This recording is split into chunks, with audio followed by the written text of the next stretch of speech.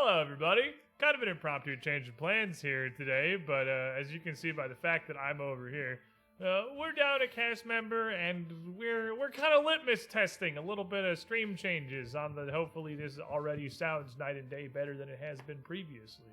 So instead of welcome back to Strange Aeons today, we're just gonna kind of, well, talk about this thing that's coming up in the near future. This Pathfinder2 refresh, this big remaster. It sounds like it's going to be super interesting, and it's got a lot of neat ideas. But first, we have changed this a lot. I'm still right here. We have discovered that this sounded bad. like not good.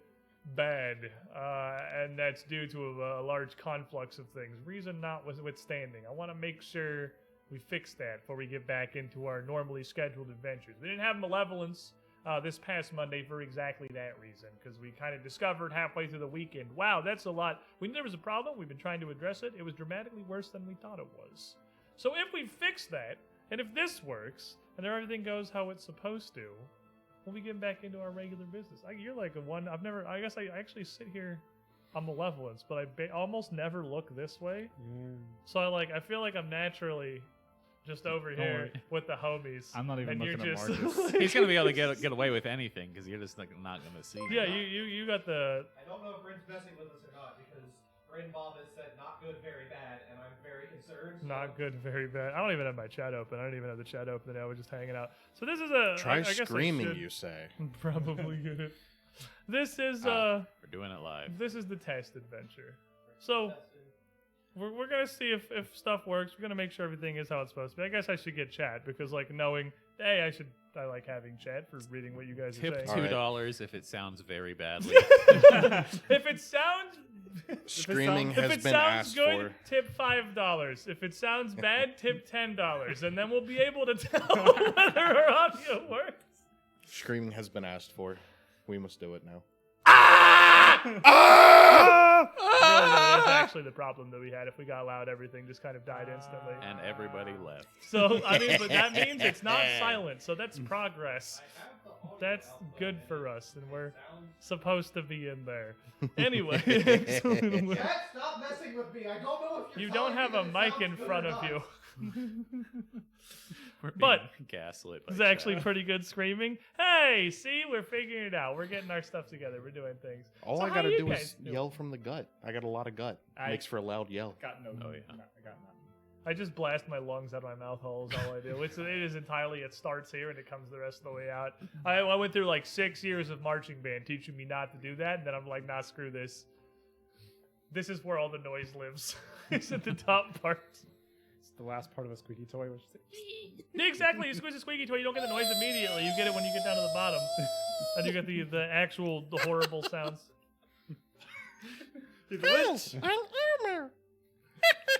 And and that's it. Thank you for showing up. We're done now. Thank you, everybody. So, this is going to be a very loose kind of... we've done a couple of these just sort of hangout talk show streams in the past, and they have... you guys seem to have very much enjoyed them, actually. It's a thing, honestly, we should probably do more often. We've talked about new classes. We've talked about some new rule reveals and books, and even just some postmortems on old campaigns. But today, PaizoCon ended last weekend. And we've got a lot of information about this new adventure that's going to come out. So I sat down with two people that have played a lot of Pathfinder and two people that have played basically zero Pathfinder, which is exactly what we did for the Rage of the Elements conversation, because we had Corey and Sully, and I think they had a combined one-shot of experience between them when we sat down to talk about far more mechanical rules than we're going to talk about today. But first, I have a question for you two on the ends here. I'm also on the end. You're in the middle. Also on the Don't end. break you're the only one illusion. not on Don't the end. break the illusion. You're in the middle. There's a gap right here. It's a contiguous table. We're all friends. Anyway, Who are you? that's why you can reach Derp. How you two liking the Pathfinder as a system so far? Yeah, I like it. it's good. I definitely have still not done enough to really to really like feel what it's like. You have markedly less Pathfinder than Kevin Yeah. here, as we introduced you last week, literally just last week. Like I mentioned when we were talking about Starfinder at the end of Secrets Between the Stars, I kind of feel like I can definitely see the connection between the two. But Pathfinder is definitely like more fleshed out. Yusoki. Yusoki is the connection. Yusoki's the connection. But you had you've only played one episode of Strange Aeons with us, but I mean, even just like the process of building a character and seeing what all goes into that and putting all that together gives you a lot of insight, really, into how the system functions. There's a lot more in Pathfinder. There's a lot of things. A lot of things. Is there really more than Starfinder? Because that's kind of a little surprising. Items in the Starfinder were Isn't pretty... Starfinder guess- First Edition light? It's like Starfinder is 1.5. almost like 1.5. Yeah. It's very much in the middle of Pathfinder 1e and Pathfinder 2e. Because they had started to do a couple things like pare down AC. They still had 2 ACs, but they were 2 like distinct bespoke ACs before Pathfinder just said screw it, there's just AC for everything. But it still has like full round actions and standard actions and stuff. So it really is kind of like a bridge. From my understanding, I've never actually played it. My entire experience with Starfinder is the show that you guys did. That's all the Starfinder that I know, actually. I realized when I was making Marius that like the biggest thing that kind of took me by surprise with Pathfinder was that I was so used to like this huge array of alien races available that when I got to Pathfinder and there's like 6 races, I'm like, wait, where are the rest? Aren't there supposed to be more? Did you did it through Path Builder, right? Yeah. Did you Probably restrict it to core rulebooks? It sounds like you had it on core rulebook. not. I probably only, did whatever the default was. Which might have been something I told you to do for the sake of simplicity with building a I don't first think character. you did. I think I probably just. I've definitely told people that before, just for simplicity's sake, when you're putting your very first character together. If for no other reason than for the class and feat locks. Because like your classes options and your class feats get real wild when you open up the entire source material. Because the core rulebook, I believe, is like 6 or 8 ancestries, but there's like a billion. Oh, okay. There's a lot of weird frickin' races in Pathfinder. You can be lettuce. You can be a rat. Like The trick is just to have you can be a tree with a black hole in its face. Like You can be what is it, automaton construct? I don't know what it is. We introduced an You can be a entire. robot. I think today, actually, they just revealed an entire set of 6 more of them that are coming with whatever the next book is called. I forgot already. But they're putting like actual, just straight up awakened animal. It's like an ancestry. You can be Cubby. We can go back to Extinction Curse. Cubby's such a good boy. They have Merfolk. 36 choices, by the way. 36 right now. Okay, so yeah, 42 after this next one. That's 6 more. So yeah, I think your thing might have been That's probably limited that yeah. you're looking at. You're probably looking at core open classes, is my guess. And there are only 6 of those. But yeah, there are like a lot. There's a lot. Only the core rulebook ones are common, so It's actually a pretty common meme across like the Paizo sphere of social media that I see. That's like the average Pathfinder party, and it's just 5 completely insane whack aliens. That's like it's the average level 1 Pathfinder party. One of them, there's literally like a freaking poppet. There's like a sentient Konrasu. cabbage, a Konrasu, and like there's just it's just a tree with the black hole. it is seriously a tree with a black hole in its face. Like that's not an exaggeration. That That's is exactly what a that's Konrasu literally what a is. Konrasu is. There, I don't even know how better to describe it. It doesn't even. It's not even like a humanoid tree with a black hole in its face. It's just like tree. imagine like a full shrub. tree. Like open the door and see a shrub, and then just imagine the center of it was a void. Like the black And hole that's a gains, Konrasu. Like, the black hole gains sentience or something, and like I want to be a tree. yeah, the black hole is the creature. And then it just built a tree around itself because honestly, I have no freaking idea. I guess they just Wouldn't kind of you? into that. Wouldn't you? I guess if you Trees were are a cool. sentient black hole, they like brain in a jars, but it's black hole in a tree. Black hole in a tree. It's just fantasy brain in a jar. As opposed to the reality brain in the jar. Exactly. Can I just be Puppy Muncher? I mean, with awakened animals, you Yeah. could literally just be a spider. I mean, we already also had a naughty, which are spider people. Yeah, but I want to be which are Puppy cool. Muncher. Which Like, we have one in Age of Ashes. I just want to be a full spider. Just want to be an entire regular, just awakened spider. Just a running around, regular just awakened, doing like, spider stuff. small category size spider. Want to see what the Awakened Animal stuff does. That's tangent to the Pathfinder Remaster, though. I just want to role play Charlotte from Charlotte's Web and just be up in the corner. And write Because you only communicate through nursery rhymes. Yeah. I'll be the pig. So this has got a bunch of stuff in it that we learned both from the original reveal and from PaizoCon last weekend that has been aggregated by some nice folks, I'm pretty sure, over on Reddit. This is a write-up we're taking from a user called The Magic Sword that I just printed off because it's very concise and well-organized, so thank you. I'm using this as my just general guidance. I'm pretty sure you know or have seen a lot of this. I didn't touch it. Oh, really? Okay, so all this is going to be news to everybody now. That's interesting. You guys are going to learn a lot of fun stuff. We're going to get some fresh opinions. I saw the Well, rogue stuff. Yeah, Hey, you guys have looked a little literally today when I said that we were doing this. we there's- have talked about it a little bit, me and Arcadis, Right. but I haven't like gone through it. I just know that I haven't they're either. just That's classes. about where my original knowledge was, is that like I've seen the things that have just come around like across on Twitter and random discussions. I haven't super closely followed it because I usually just wait until there's all Yep. the information, then I look at all the information. Is the way I like to live my life. I am gonna have to jump cut you here straight to rogues.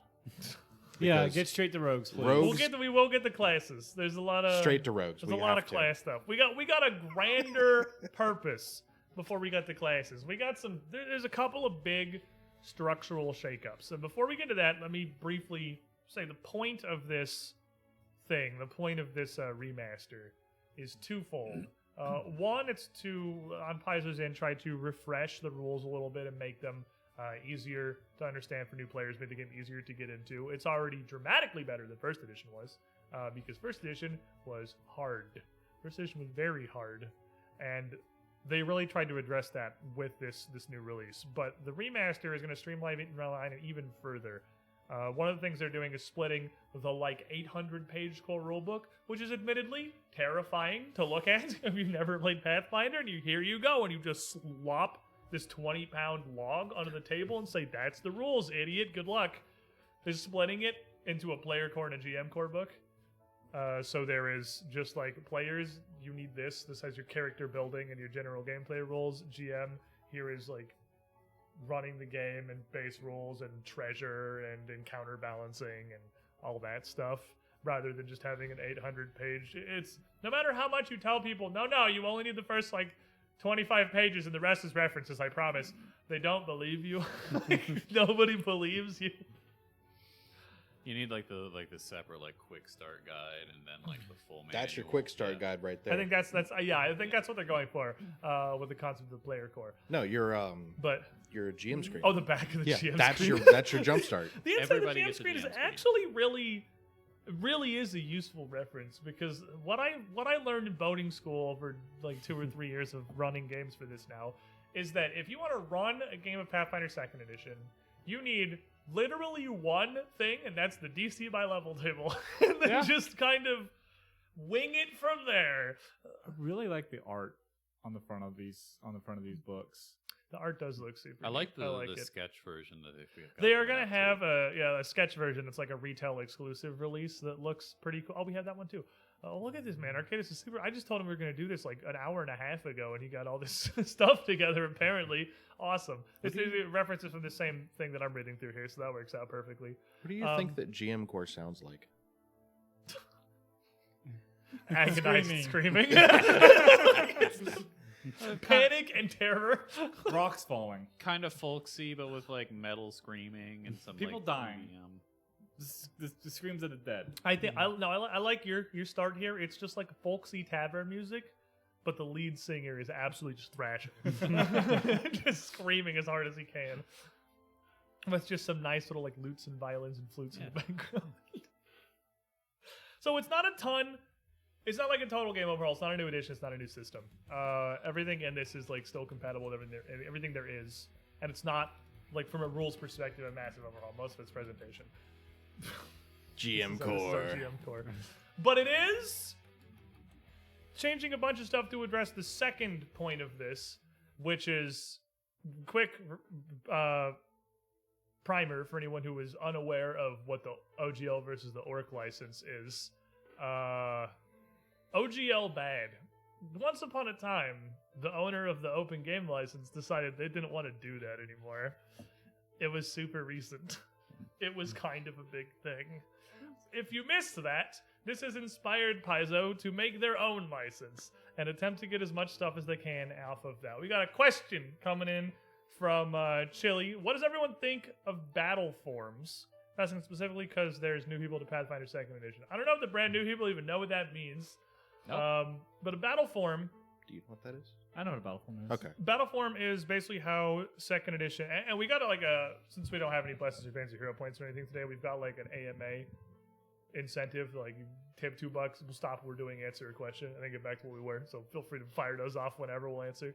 Whenever you have like a druid wild shaping or like a wizard turning into a freaking dragon or whatever, those are all largely classed as battle forms in Pathfinder. And rather than how they work traditionally in 1st edition or other systems, they pretty much outright replace all of your stats with the battle form stats.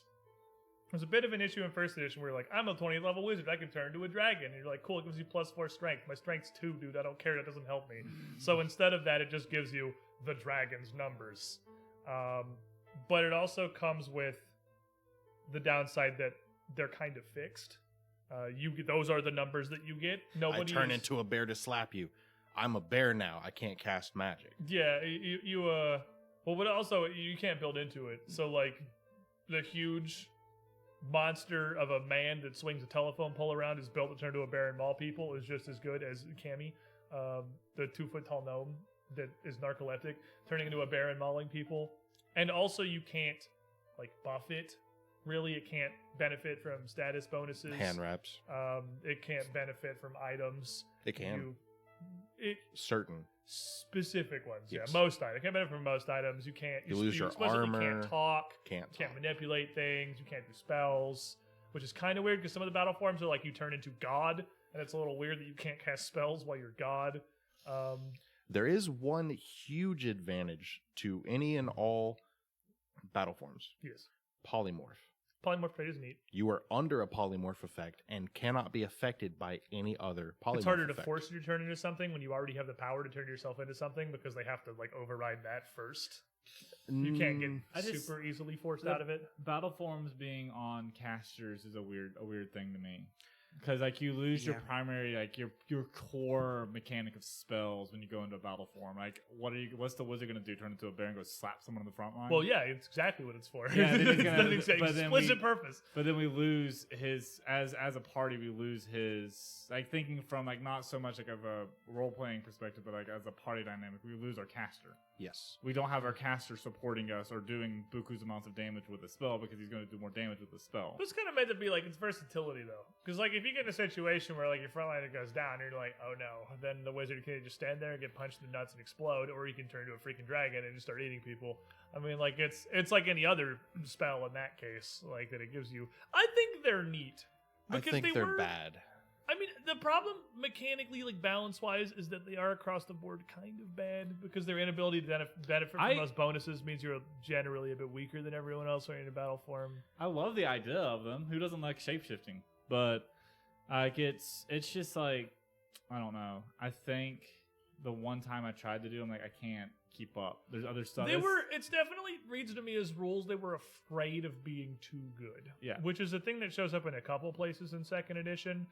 Sometimes for better, sometimes for worse. I think Battleform got a little bit of the for worse and aren't end most of that. They didn't want you to be able to be like, I'm a frontliner now and be just as good as your fighter, so you're like way worse than your fighter. Aren't most of them like a 3-action cast anyways to go into it? Depends on what I think it's kind of from. all over the place. Yeah, I think the spells that do like the straight up spells, most of them are just 3 actions. Like I know the Druid's Wild Form one isn't. Their numbers definitely just don't get big enough. Yeah. So I feel like it sounds like. I mean, I feel like I'm on the fence because on some ways it sounds good that it kind of sets like an easy just like this is what your stats are. Right, you are this now. You're this, and it's almost also, a total stat block. and also kind of makes it like realistic in that like okay, you're a bear, you have a bear stats, that Right. makes sense.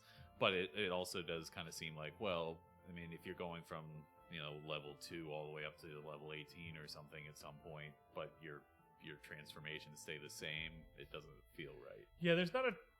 They're how fixed they are makes it tough. Some of them scale, but even when they do scale, they don't scale as much. Like if you're, I think it's more clear at higher levels. If you're like an 18th level party and you got your fighter has plus whatever to his attack rolls, and your druid turns into a bear, he's going to be hitting at like I think 2 or even 3 lower, or 3 or 4 lower, because the fighter should be 1 higher, a little bit higher because he's a fighter. But when you're like 3 and 4 points below that, with how like degrees of success works, that's like half the faces on the D20 being a degree of success worse.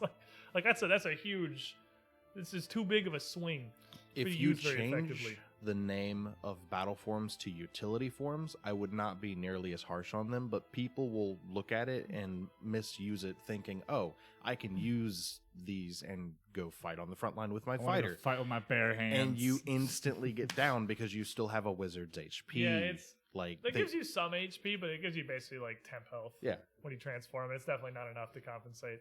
I wish I'm happy they're usable, because they were pretty much entirely not in a previous edition, unless you were totally built to just do that, and then you were bad at, like, you were terrible at casting. Like, if you want to be a druid that was focused on wild shaping and it worked, you had to build, it was like a fighter.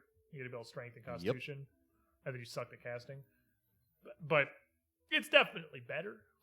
I mean, if you don't care about your spell DCs, you can still do that, because there are some spells that you can just, like, self-buffs, or the DCs don't matter, it just doesn't affect. Like, you can still build around doing that kind of thing, but just They could scale a little harder. It could scale better. It's like this right here. It stops at 5th level. Yes. So after 5th level spells, you would have to take another battle form spell. Yeah. And you can't do, like, I wanted to do this spell to turn into a bear, but after 5th level spells, they are really cool, and if you're not playing like a super max power game, like if you're not playing Age of Ashes, you are gonna be like, it's just in a battle form, you're generally gonna be a bit weaker. Yeah. Than the people you're competing. They are with, not usually how it works out. unusable. No, they're totally They're cool. usable. They're just, I wish they were a little better, but they're cool. They're cool. They Anyway, have their niches. Are those part of this update, or that was a chat question. Yeah. And we tangent. I don't actually think there's anything battle form specific. It's a pretty specific chat question. I don't actually think. I figured it was battle just form a related. chat question, but I also hadn't But, made it through the whole announcement. That's fair. So I don't know If there, it was I haven't read through it all either. Actually, we're going to be going on an adventure together. Starting with one of, I believe, the larger, more generally contentious amongst the community changes. So let me ask you lads, how do you guys feel about the traditional like alignment system? The good to evil, lawful to chaotic, the 3x3 grid we all know and love. I haven't written alignment on my character sheet in like 4 years. Me neither. honestly. I love We- it, personally. I mean, like, so when I played Raz, I came in with the idea of he's neutral. How am I going to express to everyone that he's a neutral aligned character? And like, I use it kind of like he's supposed to be this. I just don't write it down because I've always used it as, what's the phrase, like descriptive rather than prescriptive. Like, I wouldn't, if we're in a situation where something hits you with evil damage, and you only take evil damage if you're good aligned, I don't care what it says on your sheet. Like, I'm telling you, if I feel like the way that your character is good aligned, then you would take evil damage. It's like what you do. Like not the what you put on Rakshasa, on the evil paper. eye. Yeah. Yeah. Looking at me like, What about you guys? I was intrigued by the saying they're removing it, because like That is the thing we're getting to, is that it's getting yeeted. Yeah, that's where we're going. I thought I kind of like it from the role play perspective of kind of like getting you to think about what your character is like, so you can kind of play to that. But like you said, I wrote it down on a character sheet and then kind of forget about it beyond that. So actually having it from a mechanical perspective doesn't really make too much sense to me. I don't really see the need for it. Yeah, I think it's too late. I mean, sometimes it seems like a limiting, the restrictive way versus Right. like just It as has a basis or a shorthand. It has mechanical applications in 2e that I don't want to lose my anarchic runes. come up a lot. Yeah, depending on how much you lean into it or like what you're going up against. So, the last full campaign we played, Age of Ashes, it was a very big factor near the end, because a lot of what we were fighting were the direct like minions of an actual evil deity. So they were weak to what's called like good damage, which is it's good damage. It's pretty good damage. It only applies to evil creatures. Like you could just drop a huge AoE of good damage in the middle of the room. It's not going to hurt any of your party if none of you were evil, because it is like soul damage rather than physical damage. And the same thing happened with enemies dealing evil damage. A lot of enemies were weak to good damage. They were taking a ton of extra good damage. People hit them with stuff. We had holy runes adding it into swords. We had divine lance just kind of proccing 20 damage weaknesses. But that is going to go away entirely in this revamp. That's one of the things that they are completely and fully reworking. So you are not going to have a traditional alignment at all. No more two axes of good and evil and non-chaos. Instead, the plan is to do something kind of like what they have for a couple of the classes that exist right now, Champion in particular, which is Edicts and Anathema. So it's like what you said, thinking about like who your character is, what they stand for.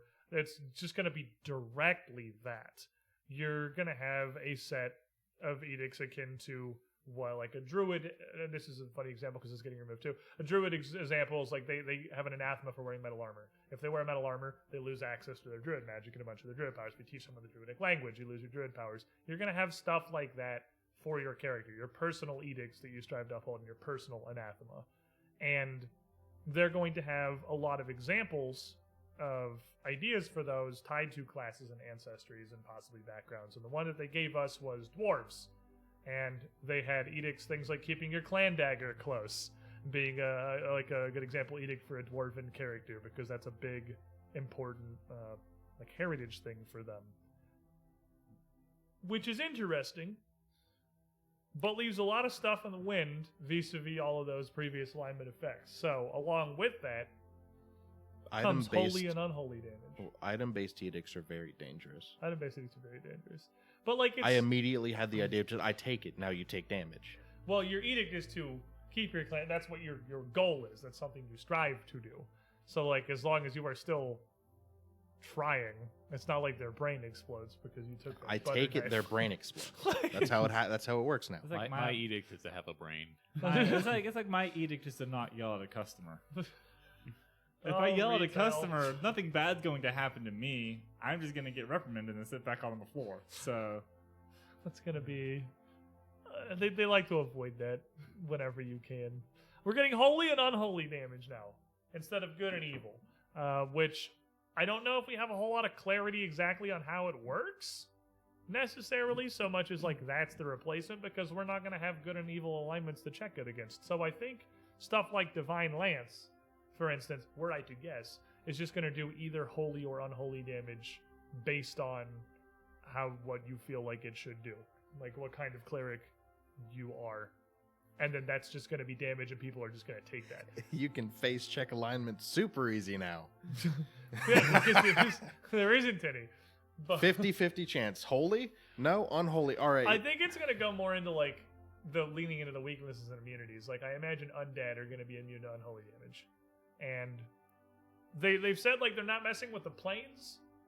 For those of you who are new and don't have a huge amount of Pathfinder lore, we've got a bunch of deities and outer planes that exist that are tied very directly to alignments. So, heaven is the lawful good plane of existence. So that means the core idea of alignment's not going away, but the actual rules for alignment's going away. Well, there's keeping all the planes, but they're not going to have an alignment tie anymore. The planes are going to be kind of the same thing like Edict and Anathema, the spirit of what they are. Yeah. So yes, I suppose that's what I'm trying to. So the plane of law is still going to be law. It's still going to be the Axis is still going to be the city of extreme, the concept of lawfulness is still going to be there, where everyone is at their word and it's very structured.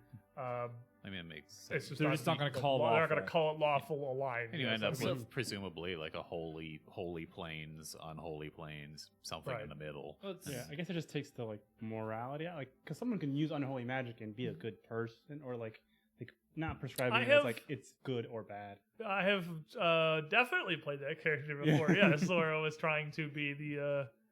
It was very strict in 1E. There were a lot of things that were inherently evil. And there still, I think, are in 2nd edition. For instance, animated dead.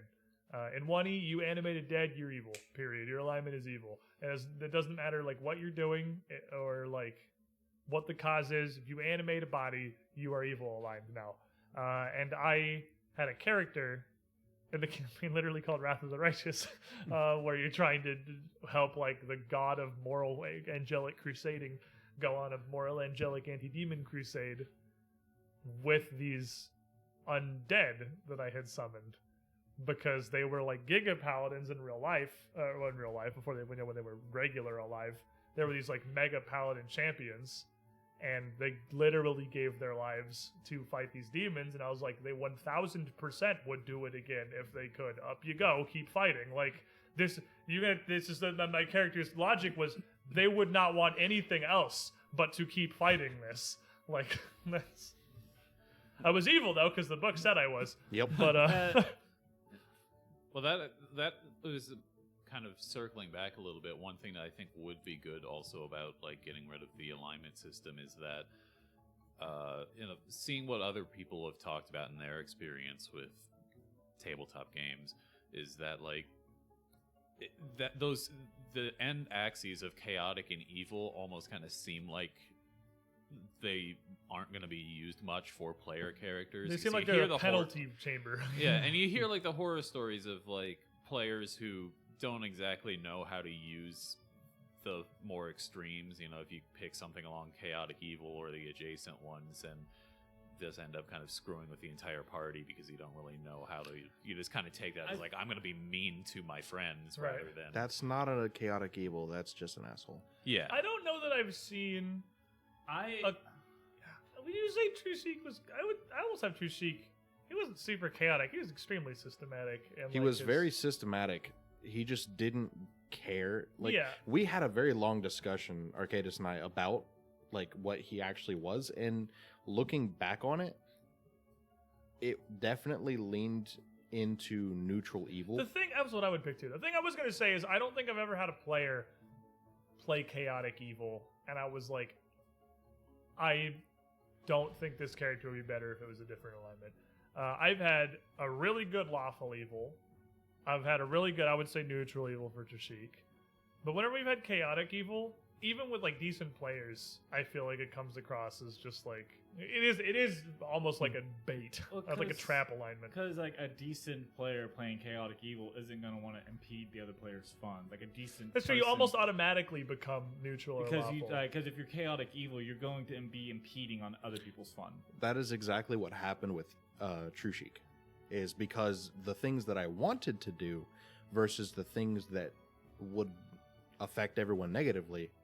It like I had to weigh out what I could and couldn't do. I kind of imagined you would think like at least the original plan for True-Seek, who was his Age of Ashes character was literally just like a drug selling assassin. Like the original plan would just drug selling assassin cannibal. He was not a good guy. Not a good guy. Definitely very evil. What are you talking about? Everyone thought he was on the up and up. He had like every single point of the evil trifecta. He was a very super evil character, but he was with the party. And he was helping the party, and his interests aligned with the party. So, like his introduction was still one of like the greatest moments I can see in Pathfinder, when they're talking to an NPC that was the leader of this like faction they've been fighting against, and he convinced them that he shot him with a poisoned arrow. They had to drink this antidote, and he just gave a bottle of poison and killed him. It's like, oh, it was too late. Oh no, so sorry. I tried my best. And everybody was like, "Oh, it's okay, True-Seek, you tried." Mm-hmm. And that just started down the long. Thought he was a great dude. I think the only player character that saw True-Seek for what he was Raz, because he dragged Raz along with him, like making a deal with slavers. And Raz like, "I'm uncomfortable." You came with him to go, be with the slaver group. Danger. Yeah. Raz didn't have to go; he wanted to go. And then we had a lawful evil that I had a while back. We were still doing everything online before we were at like an actual table. That was 2 Perception. It was streaming things. We had a wizard in our War for the Crown campaign that was like a very lawful, very evil, and it was just he wasn't intrinsically evil. He wasn't going out of his way to kick puppies and sell drugs and make deals with slaver consortiums and Catapesh. He was just a very powerful wizard, and if he wanted something and you were in the way of the something, he would be removed from the way of the something. That's just just what it came to. He definitely blew up a dude's house one time just to get the guards off him. The guy in the house was not involved, but it was in the way of the guards. So like, it was but he played it off extremely well. Where he was so clearly evil, but like most of the time in regular interaction with him, like you could just almost forget about the horrible crimes Baylor had committed. Somebody in chat asked, what about Marshall? What about Marshall? Oh, Marshall. I think that is a great example of what happens when chaotic evil happens. I wouldn't book Marshall and Super Chaotic Evil either. I think I'd cover Marshall towards the end with the whole eating souls and stuff. He got possessed, yeah. But that's what chaotic evil does. Pile too. But like the difference between Marshall while he was being played most of the time and like the possessed Marshall is kind of the line. I think that's like a more clear version of the divide. The like it was fine when he was Marshall regularly, and then the chain thing, and then that's why you can't realistically be chaotic evil. That's why it would be hard to contribute. Yeah. Yeah, I was gonna say earlier, like removing that grid though, because I feel like some players they see the alignment, like this is what my character's alignment is. Now they're locked into trying to play the most like polarized version of their alignment. Lawful good's hard.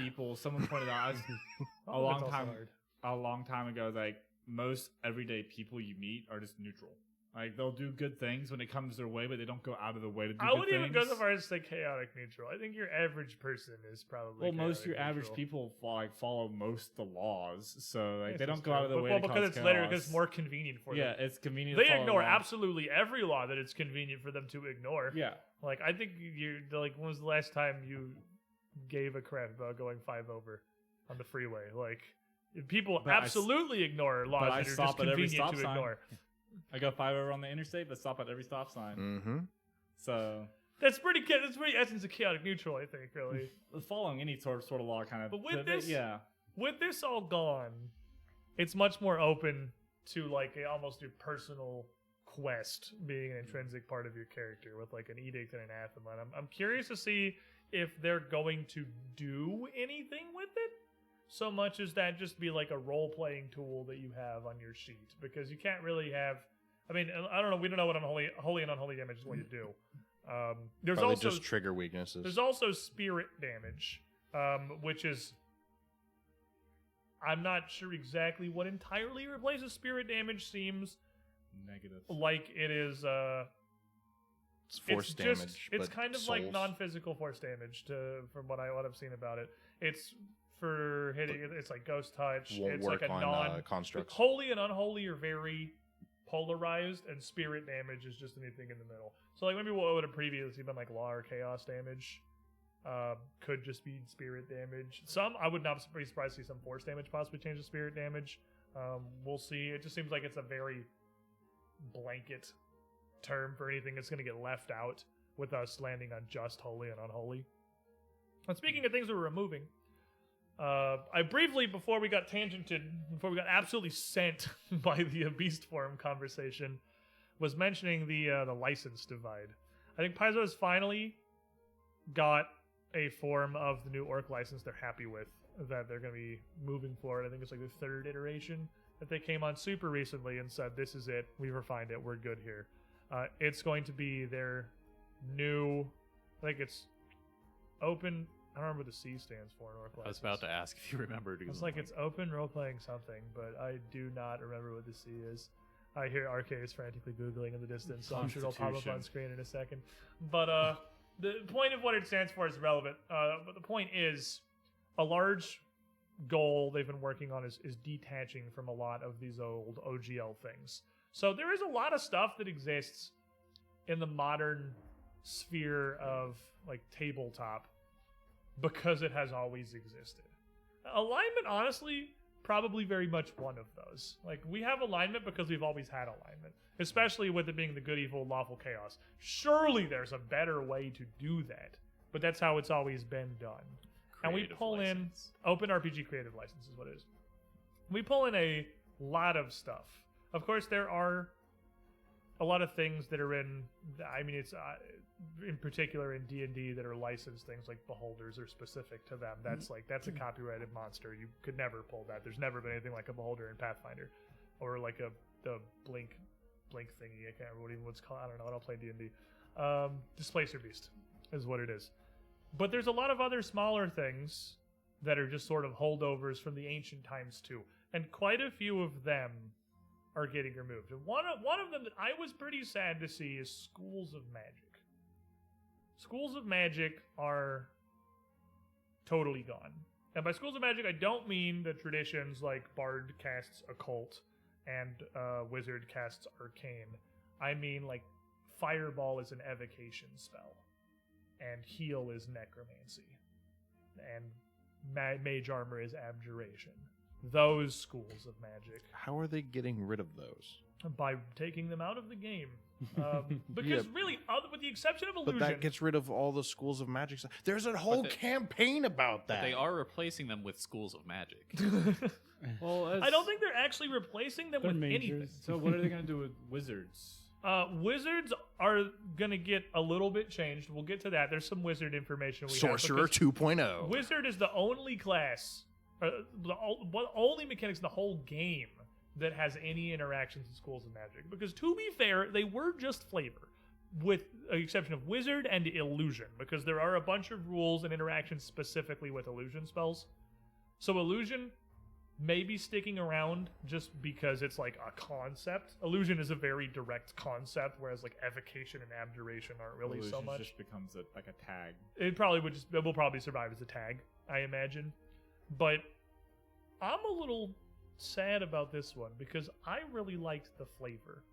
I am a hard magic system enjoyer, and I like that gave us so much to work with as tools to kind of explain how magic works and like how magic is studied and learned, especially with the classes that aren't just like, I have it because shut up, and then they really did like work with it, and flavoring for things like scrolls or rituals that had specific effects. I use it literally every time anyone detects magic on anything. I tell you like the kind of aura that you're getting off of it. That This one you, tastes purple. Yeah, a little bit of a direction.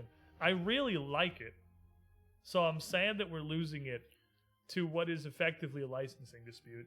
Well, there's more info on the wizard stuff. There's more info on the wizard stuff, so we'll see.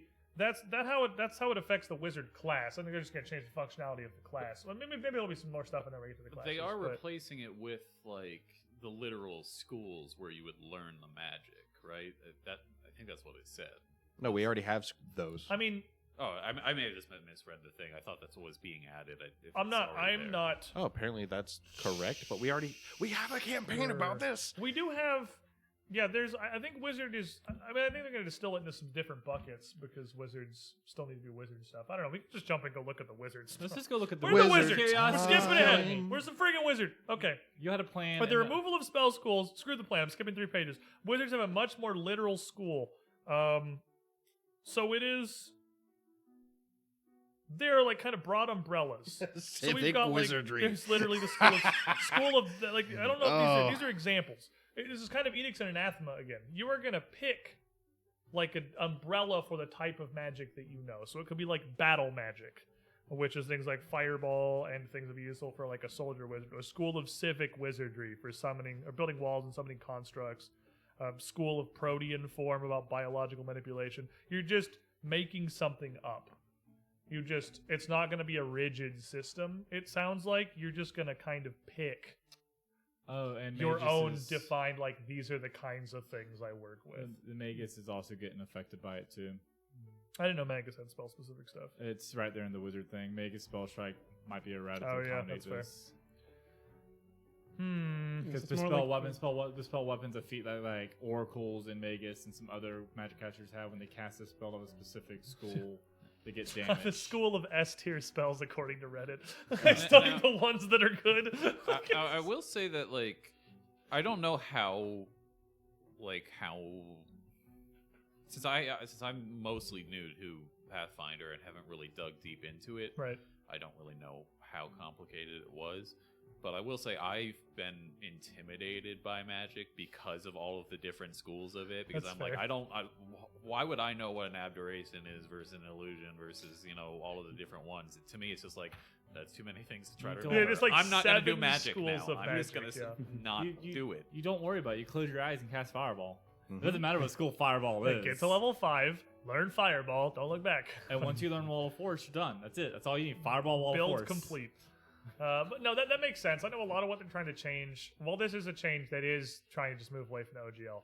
They're also definitely trying to make it easier for people who are less familiar with the Pathfinder system, for sure. Does that mean I can make up my own school? I think that's literally what it says. Yeah, because like the Okay. schools that even had in here are just like examples.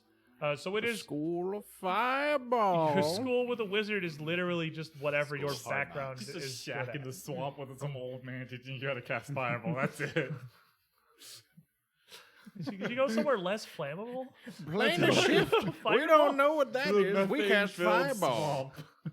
Get out of No, my swamp. you do it in the swamp Fireball. because of all the swamp gases. You're right. It helps you learn how to, because you start It's with like easier. a spark. Okay, fair It's just a enough. spark, It you turns know. your produce flame into a fireball. Then you feel Exactly. good about And then yourself. you, like, you know what? You understand the form of Fireball, and that's where you go from there. I don't think understanding the form of fireball is the problem. I think we all understand the form of the fireball. Not if you're a new wizard. We understand because we have the internet. Some guy from a farm in nowhere. I'm pretty sure you can describe a fireball to a farming peasant in Taldor. It's fire, but it's big. The sun. Yeah, you see, that's a fireball. But it's so small. You It know, is like- very small. The sun is very small. The fireball is pretty small in the grand scale of things if you throw it all the way over But it's there. bigger I than disagree. a person. Bro, it's got like a 500-foot range. If the thing blew up at 500 feet out, it'd pretty much look like the sun. Yeah, Like, but It's- what, it's but what about small. what's right next to you? Yeah. well, don't do that. What are you It's insane? small at 500 feet. It's really big at 20.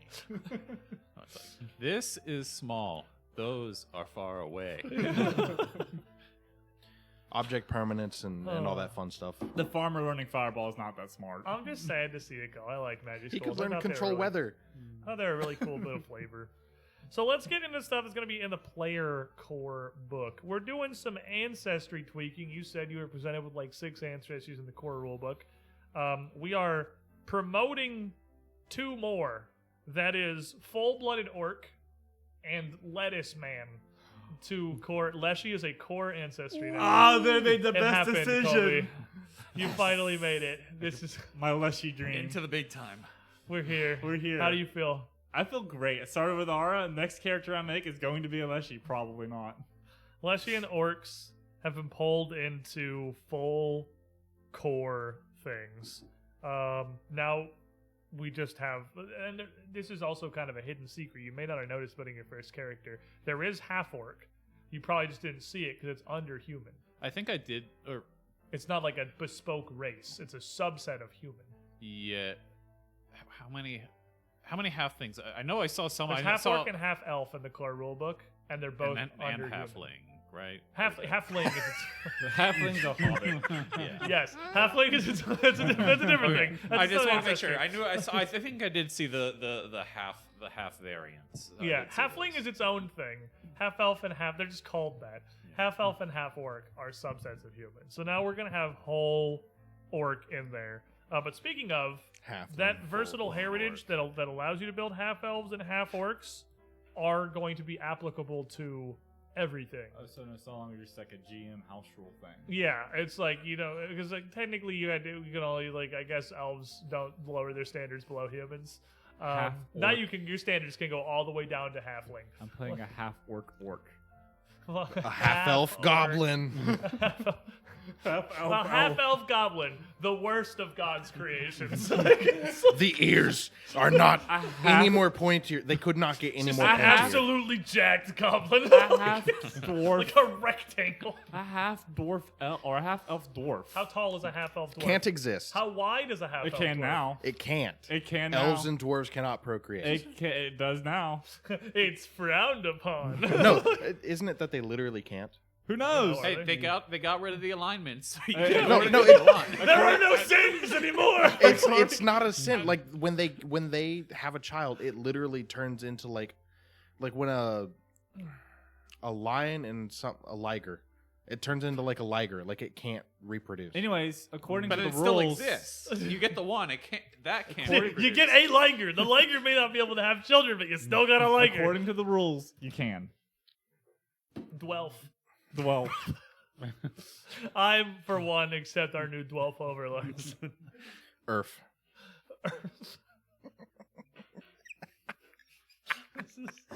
This is going to get out of hand really rapidly. So I wonder if that's going to be just elf and orc, because why are those the only ancestries you can mix? Can you have like a half gnome goblin? Like, I don't like it. why not? Does it make you It uncomfortable? makes me uncomfortable. We have a half goblin dwarf. It's weird. It's half elves and half orcs are weird. Like, why? You're right. Why are they the only ones? Really, it should just start Half human. That's just a guy. Like, with the book. That's just That's a just a dude. guy. That's just a dude. Half human, half ling, where it's half and half. It's just a That's just short a guy. 3/4 link. No, That's just a 5 denizen foot of four- Ling gives you a half Ling. When do we just? He's a 5 foot guy. When do we just just go into sliders? When can we just Oh. pick one? Like I know exactly how you want to mix your It's like ancestries. RGB. RGB 255, character 255. I creator. mean, with the book, you get like that little printout where you just pull the piece of paper up one way and pull it the It's other. got one of those It's a star little window. grids. Yeah. Oh, yeah. That's like the. Yeah. I'm 47% dwarf. Oh Father no, was a half Taraka Got makes GalarianAncestry.com. no. Taraka makes a very good Yeah. point. My father was a half Recessive orc. genes. My mother was a half elf. I just got the human I'm part. just a guy. It's like The what is it? The satyr mermaid, and the mermaid. My mom's a mermaid. My dad's a centaur. I'm just a dude. I'm just a dude. I'm just a guy. You should see my brother. He got the other halves. Pretty, It's just a think- fish on a horse. hello. Colby horse Be face. strong for mother. Be strong for mother. Yup. Horse facey. The hero of Taldor. We are not losing, but changing a couple. With the new orc license OGL separation, apparently we inherited Azamar and Tiefling from the OGL, so they didn't want to get rid of those because there's kind of a lot of them and they're very integrated into the setting.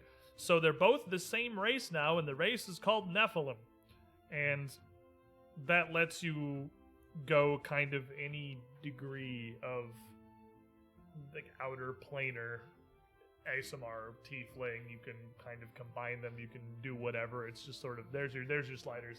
RGB character sliders for And the ASMR slider's like Tiefling. holy or unholy or something. But you can do both. You can set them both to 100 and see what comes out. Changeling. Just an error. You get a Gmod texture missing. That's what comes out. Changeling's also in the core rulebook, which is a Oh, that one got bumped up too. as a versatile heritage. They're no longer like an entirely separate ancestry. That makes sense. Because it makes sense by definition. A changeling is a half hag. That's what they are. So you can be a half hag whatever. So you can be a changeling anything I now. thought they were already versatile. I'm pretty sure. Are they? They're versatile. Was it already versatile? versatile piercing or I don't bludgeoning? know. Nixon chat. What was Rushine? What was Rushine? Is it She was an human. ancestry? Was it just human? Was it versatile? I know you got changeling feats, but Yeah. you get versatile feats. Either way, it's in core rulebook, Yeah, versatile. so I was that's right. neat. It was versatile. Okay, it I'm- already was. So they made it into core rulebook. Also got promoted then, because changelings are neat. Changelings are neat. So, classes, we have a lot of information about Rogue. because they're doing a bunch of stuff with them. We started with There running are- level up. 8 in the core player book, which is less than what is currently in the core rulebook because they cut several and added one. They cut a lot. And I have great news for everyone. Alchemist is no longer a core class. Let's give it up for finally putting Alchemist in the dumpster where it belongs, everybody! I hate Alchemist. I think they just needed more time to figure out what the hell There's to do like with it. 3 people very offended right now. And everybody else fully, they're in denial. I was gonna say everybody else understands, but they understand too. Alchemist I Stockholm know. syndrome. It's important to remember that this is like the first half of the core. No, yeah, there's gonna be a second like player rulebook that'll have a lot of this. They're doing a total Alchemist rework again, and we're gonna Again. see if third time or fourth time or whatever is the charm. I don't know. It's Also, it's a tough one. it's cool. Like before we dive into it, it's cool how like what they're not touching in these 2 books immediately are still it's still the same system. Like if it doesn't get touched, it doesn't need to be get touched because I don't think summoners getting touched in either one of these books because summoners are perfect. Perfect specimen. travesty. Yeah, they're changing more stuff with the items in there with other things, so I think Alchemist is just kind of tied to that. But honestly, like every time anyone gets into Pathfinder, I'm just like, yeah, you can play whatever class except Alchemist. Don't touch Alchemist. Don't look at Alchemist. You also Stay say away that about from Summoner. Alchemist. I say it with Summoner because Summoner is complicated. It's just like You it's won't a let lot. me It's play just more to Summoner. keep track of.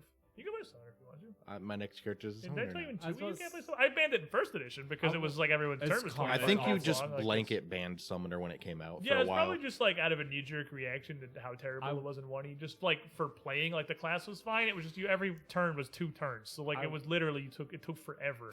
Wanted to play Summoner in the next campaign, but then we got Strange Aeons, and I got told I can't make my character. The only thing I've ever been banned from was 1e Cleric, which justifiable. It was the most broken thing in the Very game. broken. But no, 2e Summoner is hard to grasp, especially if you're not really familiar with the system. It's very easy to kill yourself immediately playing a Summoner because it's you two that probably don't know. The concept is you're 2 of you. You're you and your thing. It's called an Eidolon, and it's a permanent thing. It's well, hey, we're back at Digimon again. You just have one that's with you. You don't have like a team of things you summon. Just your dude, and you are Like JoJo's. yeah. I'll give you JoJo's. You have you and your stand, and you are very intrinsically linked to the point where you share the same health bar. So like a very common thing that with people that are like not really super system fluent is like, oh, I have me and then I have the punchy me, and they send in the punchy me and then just freaking die because like it has your health pool, so you just explode. But you do have a fighter sit. You have decent health, but it's an interesting. It's a difficult class to pilot effectively, and it's very action economy heavy. But anyway, Alchemist is out.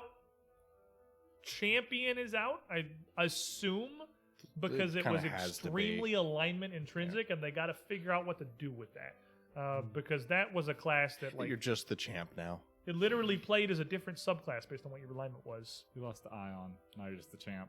Barbarian is out, Sad. which I'm Oh, not no. sure why. Dragon heritage. Oh, we are Yeah. doing a lot of changes to dragon things. You think they And could just spirit. push back the one specific dragon?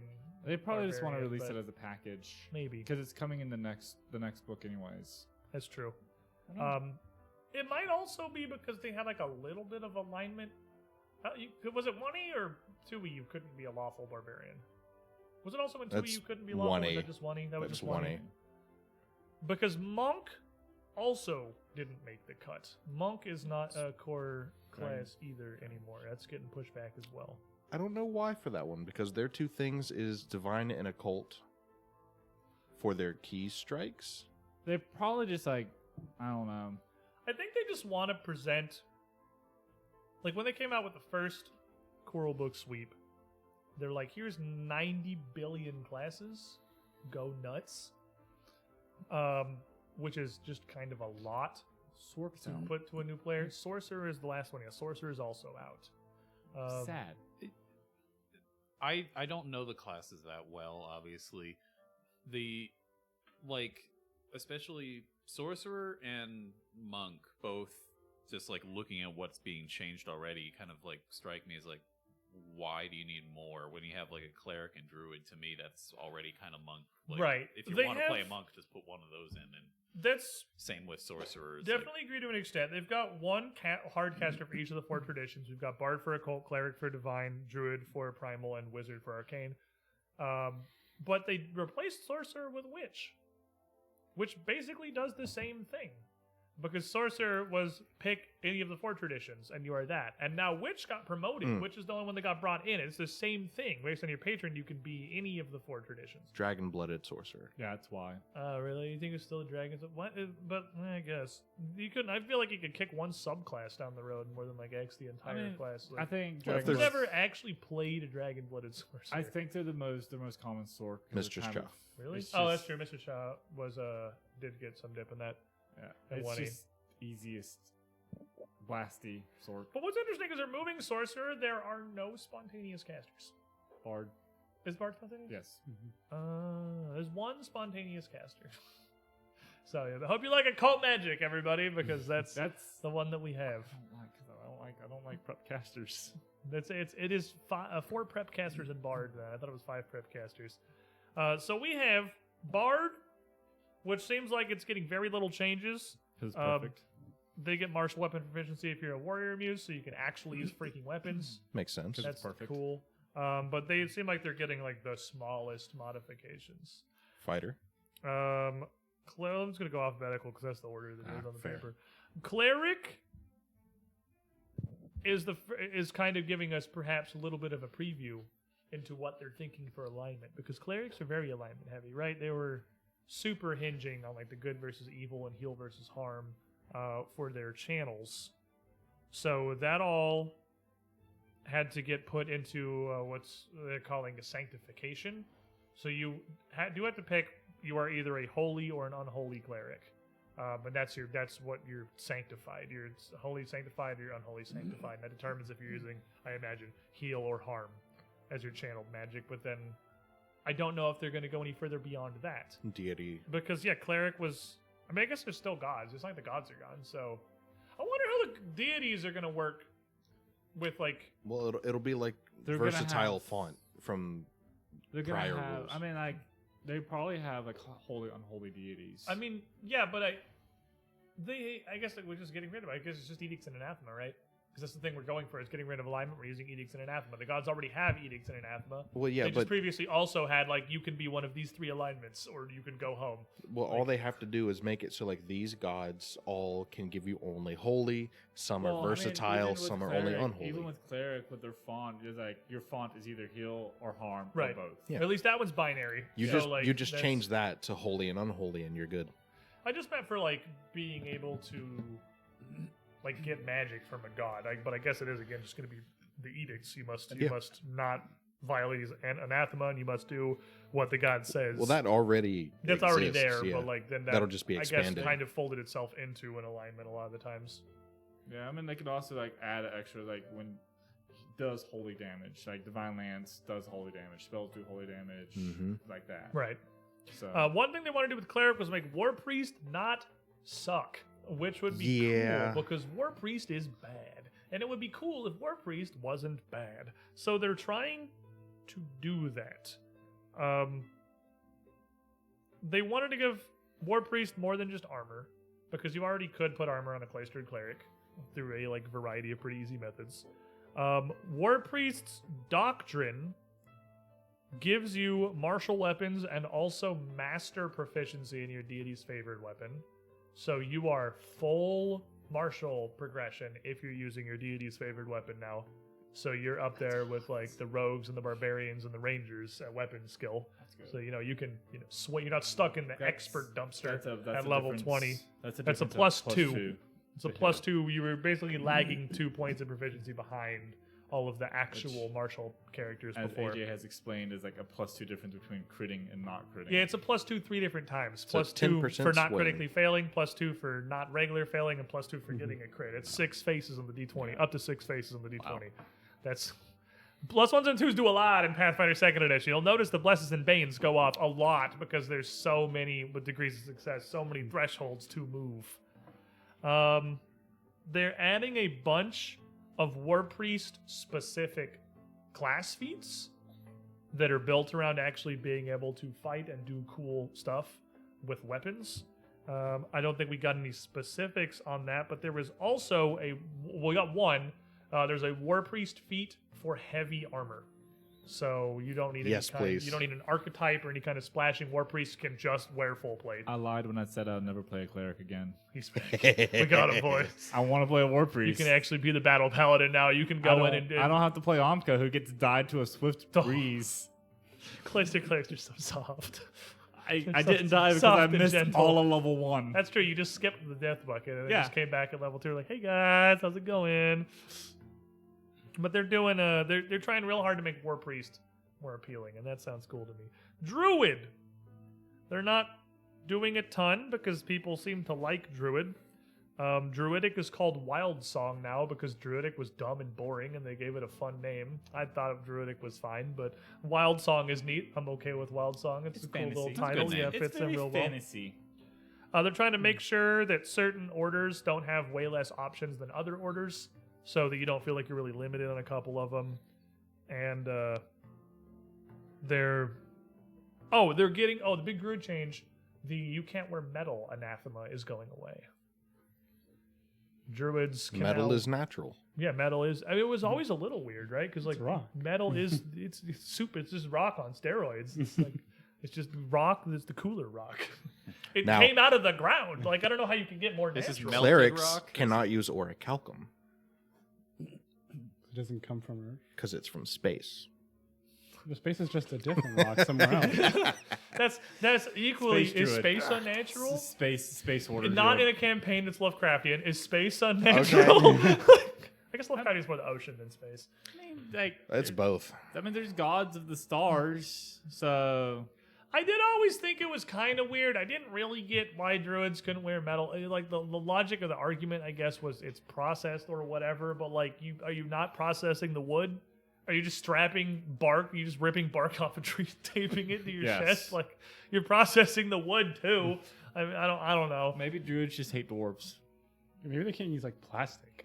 Do you I know, get that. Wait, And that's do when you can't know use how plastic. Like, no, processed leathers are? that also super true, super duper true. You want to try environmentally destructive processing, curing leather. That is a huge, massively chemically intensive process that is very difficult to cleanly dispose of, and also smells really bad. Yep. You guys ever been to a tannery? Nope. Because why would you willingly go to one? I don't remember when this. It was somewhere like right after I got out of college. Why? I don't remember. It was not like we went there. It was just like it was also there. And oh my god, That seems it's- like it's something that you would like get close to like a medieval fair or something. I guess. Yeah, you probably like at a Ren fair or something. Could Dip run into it. me I can't even remember in where the it was vat. because all I remember is the smell. That's what the only memory that stuck through the car crash was the smell. Presumably worse than a paper mill smell. I've never been to a Or- paper mill. Really? I mean, It's not- it's not a you haven't common experience. driven. You guys You have haven't paper driven mills? Is north that- of here at all. We have a paper mill. I mean, like I know if 95, if you go like right by the border of to Georgia, there's usually like paper mill smell there, or like That's just Georgia. Georgia I mean, just it's entirely smells like possible that. you just kind of driven past on the freeway and just not really like realized what it was. I don't know. I don't. Like, I don't know off the top of my head what a paper mill smells like, but a paper mill. I wasn't aware that it was. it's kind of weird. Almost, I mean, I guess it makes sense. It's probably almost- similar. Lots of chemicals Yeah. processed. Well, paper gets cleaned with chemicals and bleached, so it's not a great smell, but it's not like a tannery. Yeah, it's kind of like, yeah, like chemically. To me, it almost has like a vaguely orangey smell almost to it as well. But I don't know. Paper mills are distinct, but you have to like I didn't need to get off on this realize that's what tangent. you're Well, then smelling. it definitely sounds like the tannery is way worse. Okay. Yes, Yes. That sounds like it's dramatically worse. Anyway, they can wear metal now. So fighters, the open trait is gone. I don't know if anyone's ever taken in a game that I've played in a feat with the open trait. Previously, that was just a trait on a fighter. Fighters had open and press, which was two sides of like martial prowess. Open had you couldn't if you had a multiple attack penalty, you couldn't use things with the open trait. So you could only use it at your full map as your first attack of the turn. Press was the opposite. You could only use press attacks if you had a multiple attack penalty. So you had these kind of like combo sequences. They were a little bit prescriptive and apparently were just kind of a little bit awkward. It was they found it was an incredibly common table rule to just ignore the open trait anyway. So they're just like, why bother having this? So that sounds like it's pretty much it. I got rid of open trait. Fighter's chilling. Fighter's doing great, honestly. I still 100% will say Fighter is the like possibly the strongest class in 2e. It's legendary proficiency on whoop ass is an insane benefit. Like just bonking people. Like look at how hard Trey bonks. Literally, He just does have a because- +2 on top of all of us. The plus so. 2 is a big freaking bonus, man. Like It's huge. You hit so hard. You hit so accurately. When he was sitting next to me, I would just peek at his sheet. He's like, "Man, I'm getting a +8. He got a +10." You're like, this is crap. And now he has the +1 tracking proficiency rune, so he has a +11. I have a +8. This sucks. This sucks. Dude, I hate this. I want to stab, and then I got the dagger, and I stab. Hooray! No, I don't- honestly think Fighter is the best class in Pathfinder 2e. Like I've I don't think I've been high. And they're secret fun about to that, play really. too. Because they have all their feats are just cool abilities. You just build up an entire friggin' Street Fighter kit of button inputs that you can do. What if like we it's, took spells and just made them attack for spiders? Like that's all the that's fighter what feats fighter are. is. It's a caster, and you cast by hitting people in the You cast face. It's sword. great. I cast Fist, my most powerful spell. You can cast Fear 3 times a day. I can Intimidating Strike you as many times as I want. And it's equally 2 actions. And also, mine does a bunch of damage because I hit them. Like, it's Smack. It's great. He doesn't have to be melee. You can just shoot him. And you can do Sword and Board, 2-hand, Throwing. wield, open hand, Ranged. throwing, range, You could pick up a random weapon off the ground and just use improvise. Barstool. it. You take the archetype and you're there. It's fighter's so 'Cause you get a flexible. mi- I love What is it? A Fighter. -2 penalty for improvise? Great. He's on my proficiency now. Yeah. Oh, welcome to the earth with the rest of us mortals, Mr. Fighter. -2 penalty. I live here. This is where I am all the time. Ranger. I'm excited for the Ranger changes. Those So, look good. when can skip Ranger this one. first came out originally, they wanted to remove magic from a couple of classes. Beginning in 2e, they wanted to take a few classes and make them fully, like, engineered and physical, and not be like, their powers are because they have magic, because they didn't feel like that fit the fantasy. And Ranger was one of them. So Ranger came out originally with no spells. They had spells in first edition. They had focus spells they could do. Alchemist with the separation of potions and elixirs. Completely lost any magical connotation. It's entirely just like science and alchemy now. All the things that they're making are totally non-magical. And then later, I believe it was the Advanced Player's Guide, Ranger started getting some of their spells back as options. You could take feats that would give you focus points and give you Gravity warden weapon. spells, like Gravity Weapon and other ones that aren't as cool as Gravity Weapon. So now they're like, that was kind of silly. Warden spells are back to being just a core part of the Ranger. Which That's sounds pretty good. to me like you will always have Warden spells, not like there are just options to take them. Like it sounds like a base Ranger will have Warden spells, period. Which are just focus point things that have various effects. So that means it'd be like a monk's key. I would imagine. I imagine it's going to be somewhat analogous to Key, yeah. Yeah. Because Key spells are also focus point based now, so it's probably extremely similar. One of my favorite parts about second edition is focus spells. They have changed a couple of feats to try to make crossbows more usable. For Rangers specifically, they have something called Arbalest, which is just crossbowmen in medieval English, that makes you very good at stuff. Hey, don't ruin the illusion. And they're That one had a good summary of just the entire changes here already. But I like the note of saying that it was not a wait. So it's not a tax to improve a simple weapon anymore, and they're trying to remove. Yeah, they're trying to get rid of taxes. feat taxes. So, Yeah. like, you had to take crossbow ace if you wanted to use a crossbow and not be garbage. So now they're just Wait, like, screw is it. Arbalest a sub? Arbalest is a weapon, I believe. Okay, that's good. It is a martial crossbow. So it is a crossbow that is, I imagine, some degree of competitive with the shortbow and the longbow. Which, since you have that martial proficiency, you won't need the feat for it anymore. You can just pick up an Arbalest and you're like, I'm good to go. Welcome to Darkest Dungeon of the Arbalest. Let's go do some stuff. Gunslinger shadow buff, depending on how good it is. Possibly. Very possibly. Also, fighter. I guess True. fighter could. Well, the problem is it's flavor, because you could always just probably use a longbow. We have to see what I don't know if we have details on what the Arbalest is, other than it's just like a martial. Right, if it gets crossbow. the gnome flick mace treatment, fighters are going to be using it. No, they're not going to make another gnome flick mace. We just nerfed the gnome flick mace. Yeah, someone else has to step up. It's the Arbalest.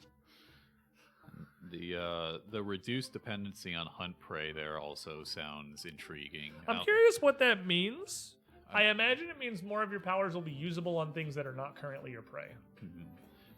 I'm hoping it's either something like that or either making it a little bit more flexible. I'm not sure how you make it so it's not completely unneeded, but still That's the interesting make part. it again so it's not like a tax of, well, you got to use this action first before you can really do anything. But that's kind of, as far as identity, that's sort of like what Ranger is is that you're really good against one guy at a time. That's like the thing they do. You got to spend that one action and set up your hunt prey, and then you're super strong. You're really strong against them for the rest of the fight because like nothing removes it. It's not even like Barbarian Rage where you can't perceive any enemies or whatever. It's like if they show back up later, they are still your prey. Yeah. So I'm curious because it already does not do very much on its own. It's just sort of like a trigger. Yeah. It would be interesting. I mean, like, there's feats later on that make it easier to use, like, make it free whenever you roll initiative. Yeah, you do get later in the game. You get a couple things. So you get hunt prey as part of rolling initiative. You can have 2 prey at once. But I think just buffing, moving that up, it's like so where you're not spending an action at level 1. Free action at the start of combat. Yeah, when you roll initiative, that's my prey. Because you spot them prey immediately. Because all hunt prey is like you're it. I don't know necessarily if the fact that I let people hunt prey outside of combat is raw or if it's supposed to have to wait until combat. But like the only time, no, it's allowed. I'm pretty sure that's the thing you can just do. Action. Yeah, I'm pretty sure the only time that ever comes up is when it's like open door, get jumped by dinosaurs. Is like I had to spend your first action because you didn't have a moment to be ready. But like anything like that, if you had more than 1 second before the fight started, like I just assume that your prey is somebody in there just in case something went wrong because there's no reason not to always have a prey. You're a ranger. Everything is prey to you. You see in prey-o-vision. You are the literal predator from the movie Predator. I am the hunter and you're merely the prey. Run. Rogue. Yeah. Rogue got very small changes with very big impacts. Martial weapon proficiency, a recurring theme, letting people use more weapons that are fun. I honestly think it's really weird they didn't already have that. They are a fully martial class that stabs people. Longsword's too complicated. I don't understand. Give me a rapier, man. I don't get this. Give me a rapier. I keep cutting myself because the edge is sharp too. Longsword's not flashy enough. Is that what it is? But I'm using a club, so 100% of all rogues from here until the end of time will now be using the Hobgoblin Pike because it is a one-handed D6 reach. I mean, you need proficiency for it, though. Well, is it martial? It's just martial. Oh, I thought almost all the but it's not agile or finesse. Yeah, it's ruffians. Oh, ruffians. Yeah. Ruffians are going to love it. The era of the Hobgoblin Rogue Ruffian is upon us. What is it here? They revise rackets to make sure they encourage specific weapon groups for the sake of flavor. So they are doing something with each racket. So they want apparently they do want to keep that theme. Because previously Rogue had simple weapons and then like a literal whitelist of weapons they could use. I'm imagining it's going to be something similar for each racket, where it's like these are the buckets of weapons that give you this power. Ruffian gets D12. Ruffian Great Axe. Well, it's like me. I like looking at the Ruffian because Ruffian gives you access. Like it lets you use any simple weapon with your backstab, which is cool. But then I was like, well, what simple weapons don't have agile finesse? Like 5. Like club and the spears. It's not because they're mostly very small, simple weapons. Yeah, simple weapons. That's what they're called. Yeah. So like seeing how they expand on that, because like expanding on what a ruffian can back, since everyone's gonna have martial weapons, what can a ruffian now backstab with? Great axe. I hope. Just playing Dark Souls. Listen, man, if they say great sword, you're about to watch MD pick up the biggest sword he can and go, yes. I feel like ruffians will probably get most, if not all, weapons.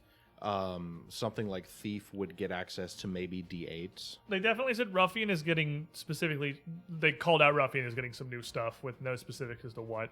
Scoundrel as well. I guess those are the 2 rackets that didn't seem like they were as good. Scoundrel's the fainting specific racket, and now they get to step after a feint, which seems like crazy strong. That is insane. So any combo action with step is incredibly good. I don't know, Ruffian's great. You get to brute force yourself through a rogue playthrough. Let's go. Stealth optional. Stealth is optional for this mission. I only have stealth because they forced me to take it. It was a core lesson in Rogue School. Jason, if you're watching this, take stealth proficiency off of Ruffians. We don't want it. We don't want it. We're not sneaking. Give them athletics instead. Give them athletics. That's what I'm looking for. So Witch got promoted. This is the only class not originally from the core rulebook. It's going to be in the core player group now. So they wanted to put it in instead of Sorcerer. They got a bunch of reasoning in here. If you ask someone who doesn't play Pathfinder or maybe D&D, I don't know, I don't play D&D, what's the difference between a sorcerer and a wizard? They're gonna be like that's they're both magic people. Whereas like wizard and witch both bring up enough of like an iconic image that is different.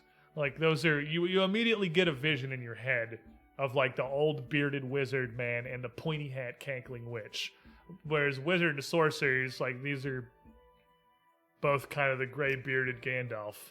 I feel like the only difference to me was like wizard is like blue with a beard and sorcerer is like black with like kind of like in a dark room. I'm sorry. I'm just like I'm spoiled by that. A wizard's an old man with a book, and a sorcerer is just some young dude, clean shaved, tan, like just tank top. The Chad wizard. He's the Chad wizard. With the beach. Yeah, he's like hit the beach. Sun's out, guns out. Still only has 10 strength. Where was I just seeing Beach Wizard and Beach Witch? I just seeing chat about that recently.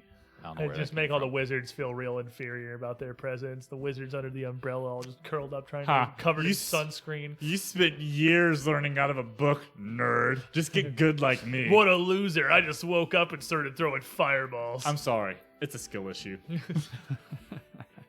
Sounds like a skill issue. Oh, imagine studying. Imagine dedicating your life to trying to learn to throw Guess who didn't fireballs. study through school? Couldn't be me. Me. I'd now like to imagine a campaign, a mini adventure, a one shot, even perhaps of a sorcerer going to a wizard college. It's just like I would doesn't love- have to study, doesn't have to learn anything. The Moangi The campaign. Wongi, the 1,000 something. Strength of Thousands. Strength of Thousands. I is want to play a sorcerer. This is the He's difference. the wizard and the witch. There's Baba Yaga looking at us over here. Okay. That's a level 5 witch. They don't have the Not full where HUD. I would have gone, but I'll take it. I like the children hiding at the bottom of the picture. Yeah, that's a witch of Baba That's Yaga. Cammy, by the way. She's gonna eat those kids. amnesia. That's Cammy. That's Cammy before the campaign. She's not here to defend herself. So yeah, that's what she doesn't want us to know. That's her secret. Oh in the god, folder. that's what's in her file. That picture right there, We didn't see it in the personal effects room, but that barrel was just in the corner. severed heads and all. That's why she was brought Oh in. lord. Anyway, Wait, how do we Thought it was turn a pickle barrel. How do we turn a crow into a chameleon? easy. transmogrification. Chromeleon. That's an entire Battle school form. of not anymore. Battle Yeah, form. We don't have schools anymore. Oh, there's no The transmutation. crow was the lizard's battle form. Duh. Fair. Or what if the chameleon just like changed his colors and looked like a crow in the picture? He could have. They're real good at changing They're things. real good at being sneaky. They could just flapping like this. Or the crow was just there. The Hey, chameleon's invisible. don't you put that kitsune in front of me. I know what that is. He'd be flapping. That's a familiar. Would you think that a kitsune's not going to have a kitsune? See, the secret is they're both the same person. Exactly. Wow. Whoever fair. wants to define the difference between these two pictures. That's fair. They're the same They're the thing. same picture. That is but they wanted to bring the witch in. The witch is way more iconic. There's so many like variations, and like everybody gets, you say a witch, everyone gets an image in their head of what a witch is. And they wanted, but they did change it a lot. It sounds like the witch, I mean, they literally said is getting one of the largest reworks. It's the class is going to get the most, other than obviously Alchemist, which is just, I'm pretty sure, being rebuilt entirely. Witch is getting a big overhaul because they are going extremely heavy on weird witch flavor. Patrons are going to be way more specific in what they do and what they want. They changed the name of the Cursed Patron to the Resentment. It sounds like a Binding of Isaac boss. Winter theme is the Silence and the Snow instead of just winter. So they are like all the way to maximum on like spooky witch. So flavor. crazy. I And love it. Does Paizo know how loud winter can be? She seems pretty quiet and reserved most of the times you guys talk to her. Yeah, not that winter. I don't know. I think it depends on where you're at. Have you ever heard trees snapping? Well, okay, good news is it's not winter. It's silence and what? Silence and the Snow, which Yeah, is the silence thing and that breaks snow. the trees. To yeah, be but fair. what was it? Winter. But it's no longer winter. It's silence and snow. Your argument, I don't know what you're talking about. Yeah, no, winter doesn't exist anymore. Yeah, wait, there's no more winter. We go directly from fall to spring. Nobody likes the winter. We live in a semi-feudal medieval society. Our crops got to keep growing, man. We can't do this winter thing anymore. This has got to stop. If you just use control weather, there's no more winter. You would think. I'm not sure what like the population density of 18th level casters is. Not very high because no one can stop me from casting Nightmare.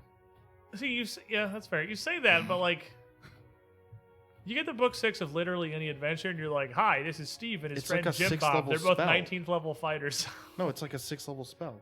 That was like 8. No. Is it that low? It's not even that high. You would think theoretically there would be enough like druids or wizards in the world, because that's not even a thing that's mentioned canonically as happening in major cities. Not even it is Absalom, 8. or it is 8. It's Oh a my ritual. god, I was right. I guess it's a ritual now, so it's harder to get to. But there's not even a thing in like Absalom or like Opara or these huge settlements of them doing that. Like why would you not? Surely you have a city at the center of the world, you can find like one. Why would 18th you level ever have a wizard. drought again? Exactly. Like, why would you even have? Well, You look get at exactly promise. as much rain as you want directly on the fields. Take I'm one step out of the bounds of the sure- field. Sunny day outside. I'm sure Mankari used control weather and Promise probably does. Promise has probably got that going. But there's Taldor. you also got to think like the gods themselves, like what gods would take offense to you stopping their domain. I guess. I'm an 18th level wizard. I don't yeah, care. and that's Gosra. So, like, Like, and then you have the druids like, hey, you're gonna need you to stop. And then you have the druid police on you, and no one wants the druid Druid police on police? you. the druid police who It's can just wear. gonna- They've got their metal badge on now. yeah, knocking Open on the- up! Hey, we just haven't had a drought in 3 years. Why would you want a drought? Are you seriously arguing for? Are you pro drought? Like, is this just to be contrarian? Like, Do you have a warrant for that?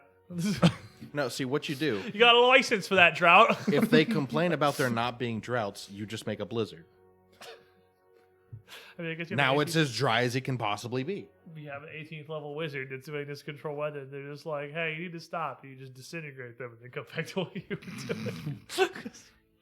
There's no alignment anymore, so we're not going to hell for that. We can do whatever we want. You're Oh, going to go no. to hell for growing The too world, many I would crops. say the world's gonna fall to chaos, but there's no alignment anymore. See? Everything's coming up, Millhouse. You just do whatever you There's want. no more There's Millhouse no anymore. consequence. I remember alignment. Never Millhouse! Oh, man. So, they're pushing really big on witch flavor.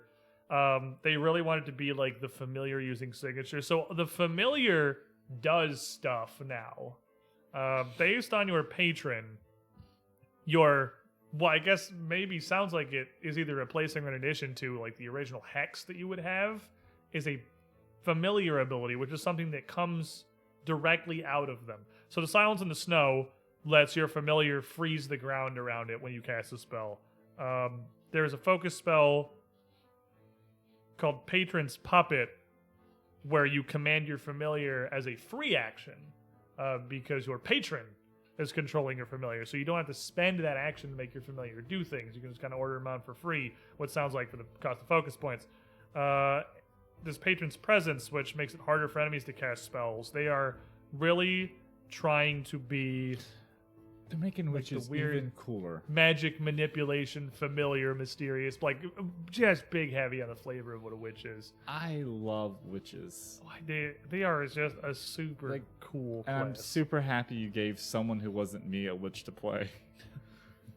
Because low-level I hate, witches. as much as I love witches, I want to play it. It sucks, but I hate prep love casters. them. I don't like playing prep That's fair. casters. Prep casters are But now that definitely- witches are getting all this stuff, I kind of want to play a witch. I sort of, I definitely hate prep casters a lot less than most people. I've not been like a super They're- proponent of prep casters, but like I definitely get why they exist. I think they're interesting on their own.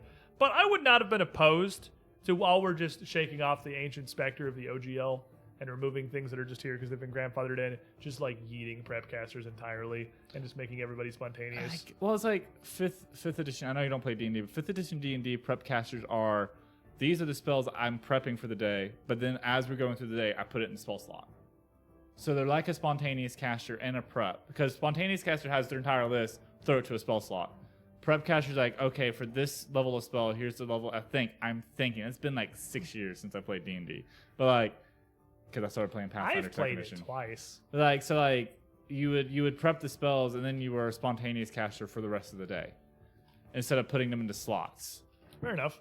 Because I don't like the idea. I prepped the That spell but never sounds used it. Kind of like Arcanist in first edition. I don't know if you played first edition at all. A little They were bit. kind of built on like sort of having somewhat flexible spell slots and moving things around. I don't know. We got one left, which is Wizard. And the main thing about Wizard we already talked about, which is that they are going to be, instead of focusing on a specific school of magic, because we don't have that anymore. Missed an important part. What we miss? Wizards are getting weapon proficiencies. That doesn't matter. No, frying pan wizard. Frying pan wizard. That's improvised. Oh, they No. Frying they pan's a have- weapon. Wizards didn't even have simple, I don't think. Wizards had unarmed Like and like a list. dagger and Yeah. crossbow. Yeah, they had like what Rogue did, but that did not even include simple. Okay, so pull up the frying pan. Wizards finally getting simple, so that's cool. And that's the classes that are going to be there in the beginning. So the last big section we have is magic, because again we're losing some stuff. About the frying pan is an actual weapon. Yeah, it's a half weapon. It's and it's fatal D8. It's a D4 Why? damage and it's fatal D8 because it's a frying Wait, pan. why does it not have the parry trait? It's a cast iron. Why is it have? It's a fatal cast- D8. It's a cast iron frying pan. You get hit by that and tell me it's not fatal. That's heavy. Yeah.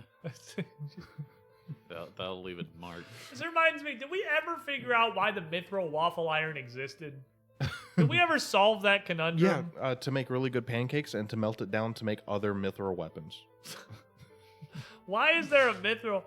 Is it in 2e? Did it make it the 2e? I think so. It literally is, isn't it? Like on the list of just random crap that you can buy, there's waffle iron and there's a friggin' High-grade mithril mithril. waffle iron. It's non-stick. That's literally it. That's it. It's a that non- makes it worth Oh it. wait! That's what mithril does. You Wait. gotta remember.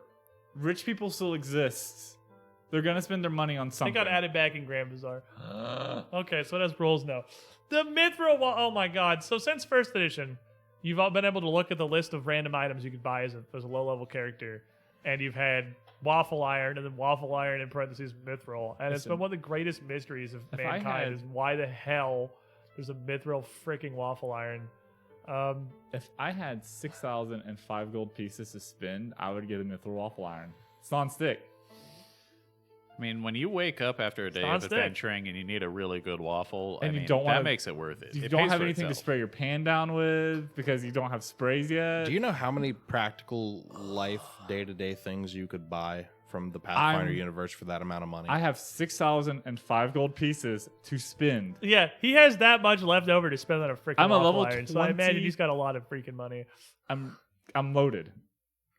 We Well, we learned the secret of the mithril waffle iron today. I guess the point is that it's non-stick. it's the flex.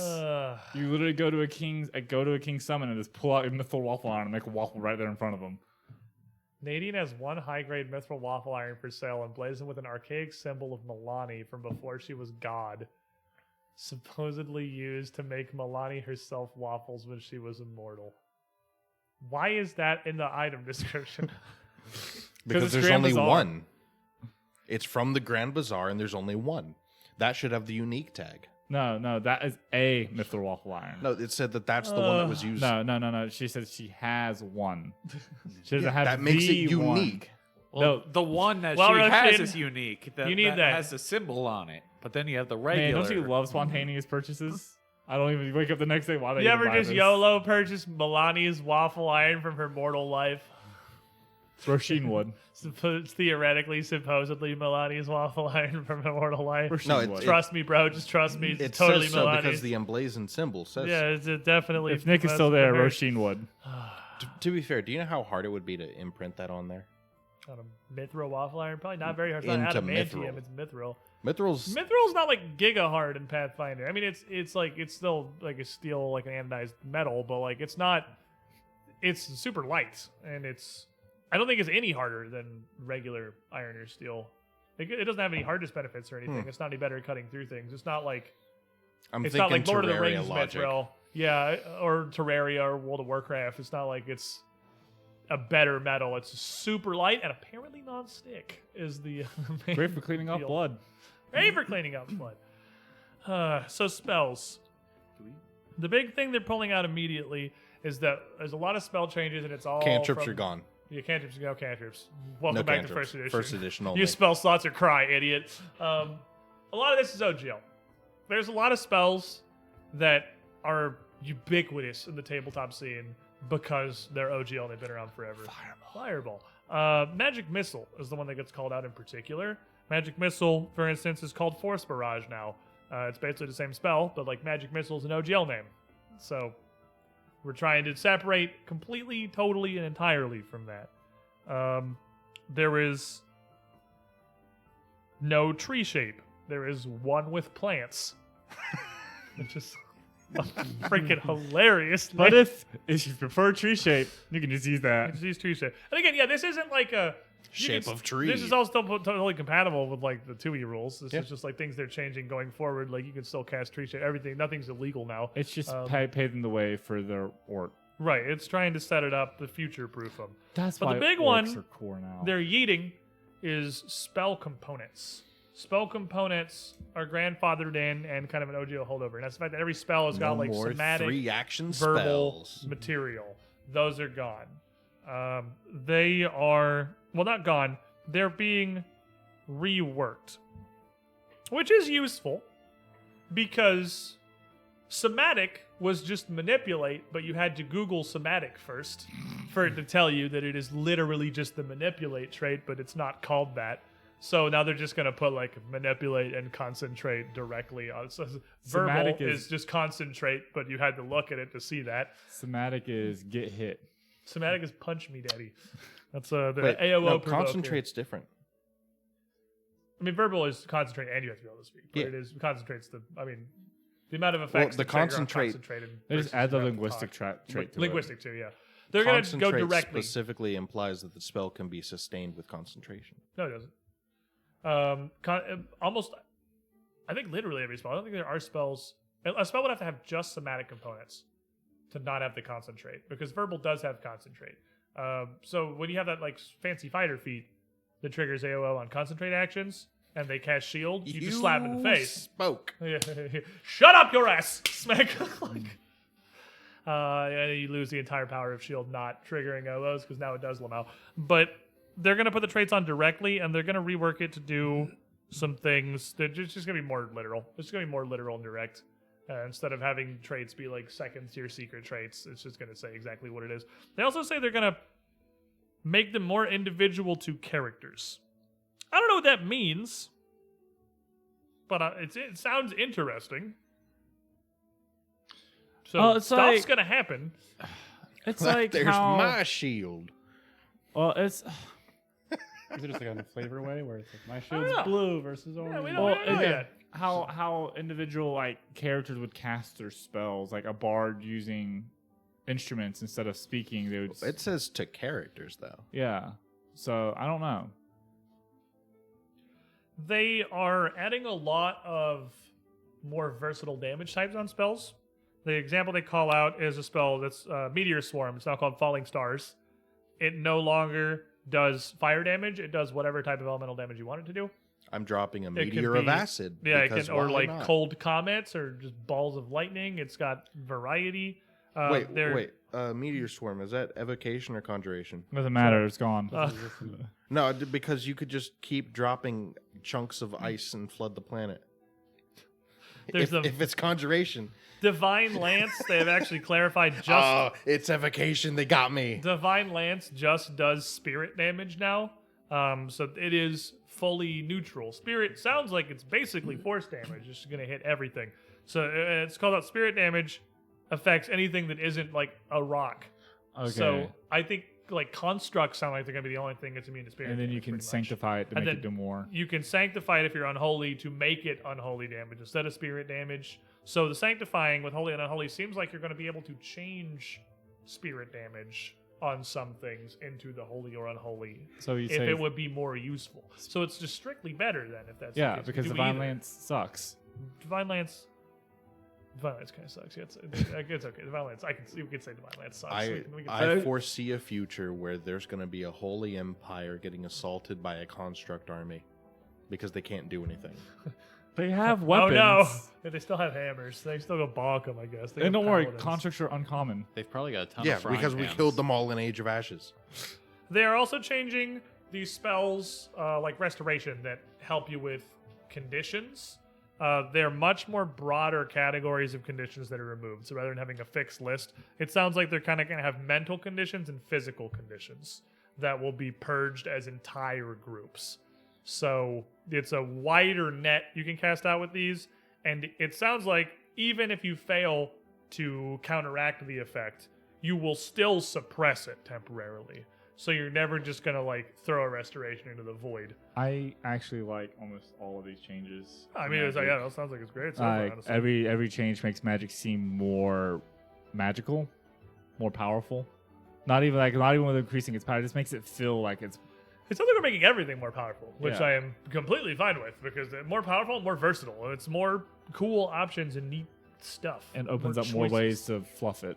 Which honestly, combining light and dancing lights is a plus move because I love dancing I'm solid lights with more that. than light, but light's just better.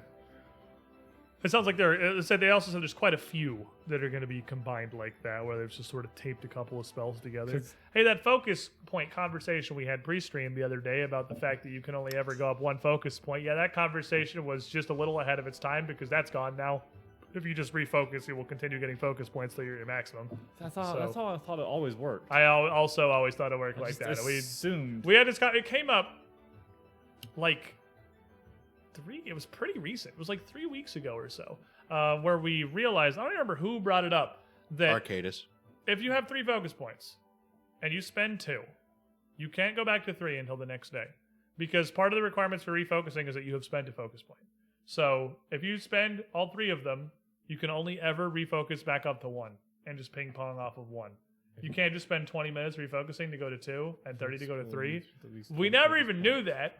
That's dumb. That's going away. So right exactly as we learned, that's apparently a rule. Paizo's like, yeah, it's dumb, and threw it in the trash. So awesome.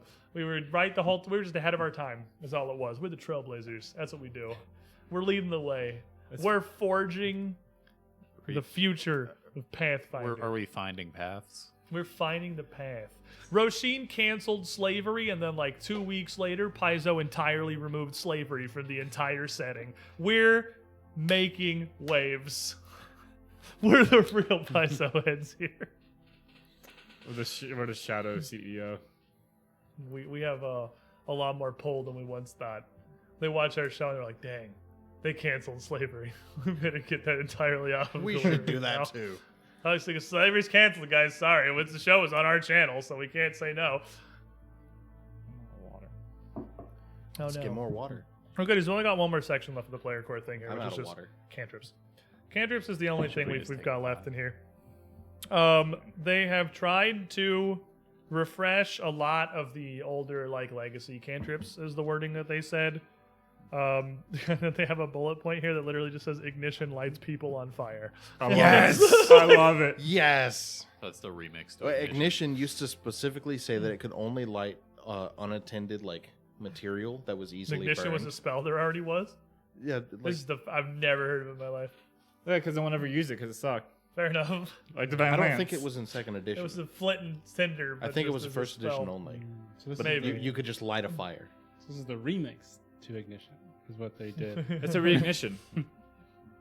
Arcadis is desperately trying to Google Pathfinder Ignition. And just No, getting I'm pretty car sure that results. there's It's just like Nissan won't start.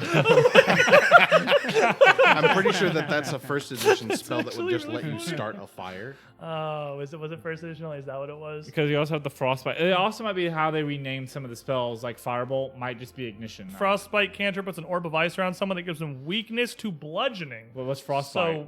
So I think I'm pretty sure Ooh. that's new. So like we're getting Yeah, because it used to just be slow. some things that interact with each other. So they're gonna try and put out some more like teamwork tactics Because kind of things like that. That's really cool. A spell that gives them a bludgeoning weakness, so that you can walk up and hit them with a The frisky club. cafeteria tray or a giant club and just do a bunch of extra damage. Or telekinetic projectile or whatever, and you can just play a Rock if single you player pull game it. in the corner. Frostbite, rock, got him. Got him. Easy. But that's all the player core changes. There's some more stuff about the GM core. Most of it, it's about gaming. It's a lot about like the setting and subsystems and items and stuff that I'm not as worried about. Because mainly the stuff that's on the player-facing side is the primary thing that's going to affect like the gameplay. Because again, this isn't a big rules overhaul. We're not changing how Pathfinder2e works. That's not the point of this. The game's pretty much going to run the same. We got a bunch of cool pictures that, fun fact, definitely already existed. They're on the back of all the item cards. But there's only so much room for art in a book. Because that potency crystal is definitely on the back of the card that I handed you guys, and you got a potency crystal. And so's the whole thing. But talismans in particular are getting a lot of buffs. They said talismans were too specific, which is fair. A lot of them are too precise. Are very specific. So they're trying to make them more active, more wide use, get more value out of talismans. Make Talisman Dabbler fun. I was already pretty much ignoring the prerequisite on basically every talisman in the game because they prevented you from using the talisman unless you were already good at the thing the talisman was going to do and wouldn't need the talisman. So why would you ever use it in your life?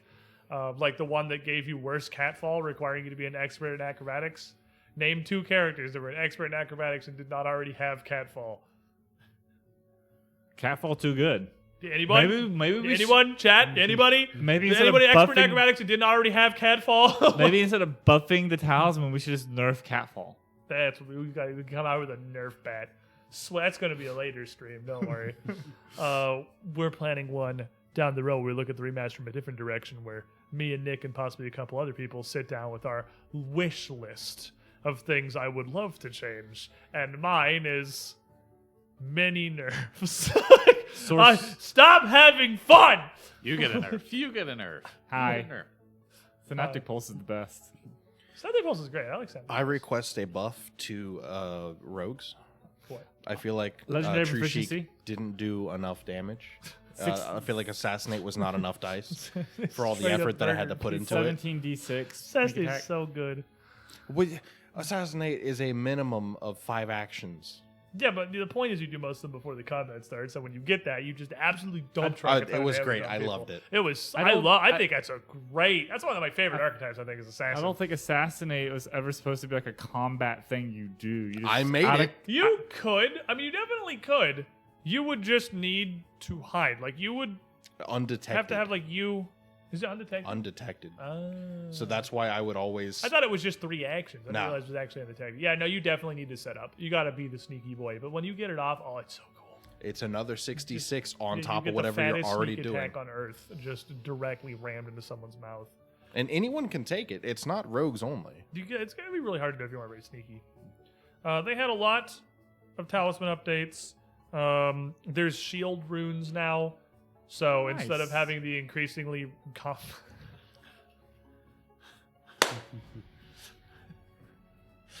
love the instant meme. Like If the you just immediate put- meme.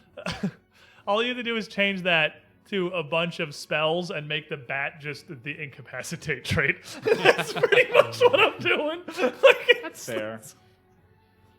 That's me. Anyway, shields get runes so they can progress like weapons and armor do, instead of you taking an increasingly comical progression of funny names for your sturdy shield and every other shield being completely and totally obsolete because it's not the sturdy shield. We have runes now that make them valuable. There's higher level potency crystals. So there's the equivalent of greater striking and major striking in potency crystals. There's talismans that make your weapon count as a special material. Ooh. So you can have like your weapon is adamantine for a bit crystal, which sounds really cool actually. Yeah, it would help against those golems. Now, here's the kicker. Now that you've killed all of them. The makes your weapon count as adamantine. That talisman, for whatever reason, is going to end up costing twice as much as just getting an adamantine weapon. So there's no reason you ever use it in typical Paizo fashion. Talisman Dabbler. That's how they do. That's how they do it. The other big thing, and the last thing I've got on the list here that I've seen a little bit about is, we talked about it briefly before with like Barbarian and Sorcerer getting booted to Player Core 2. They are, as we pull out from the OGL, totally changing the concept of dragons.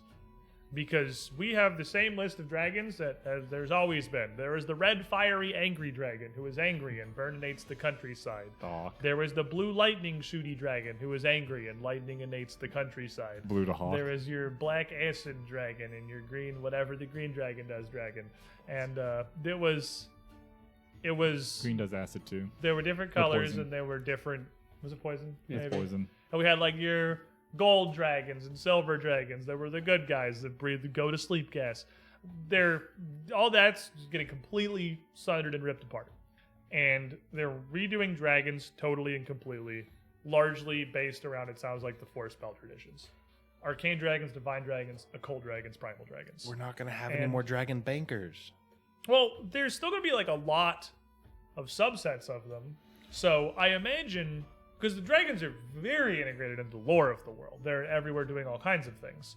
And I'm sure there are still going to be like the asshole dragons that were the red dragons and the not asshole dragons like the gold dragons. The history of the Taldorian Dragon Plague is going to change. I got to learn an entirely new. We gotta redo Age of Ashes, and I gotta get my lore right.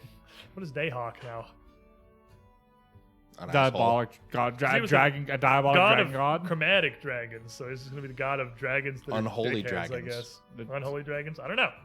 The- But that's all still very much whip. They had like a bunch of this cool kind of the concept art and sketch art of various dragons with some different subsets. But that's all a thing we still just don't have very much information on. It sounds like there are going to be a ton. There already are a ton. And there is already a ton of dragon variety once you get out of like the RGB and then the various shinies. When you already got into like Nightmare Dragons and whatever Dragon's the cool. Goo Dragon at the end of Age of Ashes that we didn't fight was called. And Wait, all what? Don't worry about it. Wait, I told you about this later. I'm pretty sure it was No. the fight that I was like, I think it's just going to kill everybody. If you, for some reason, get into a fight with Minkare's like young self, Wormwraith is what it was. It was a greater Wormwraith. And if you somehow got into a fight with that like younger image of Minkare while you were going through the portals and like the mirror realm of I Alcida's Ring. think I missed that session. Oh, were you not there? I was the session Ah, where if I his- disappeared.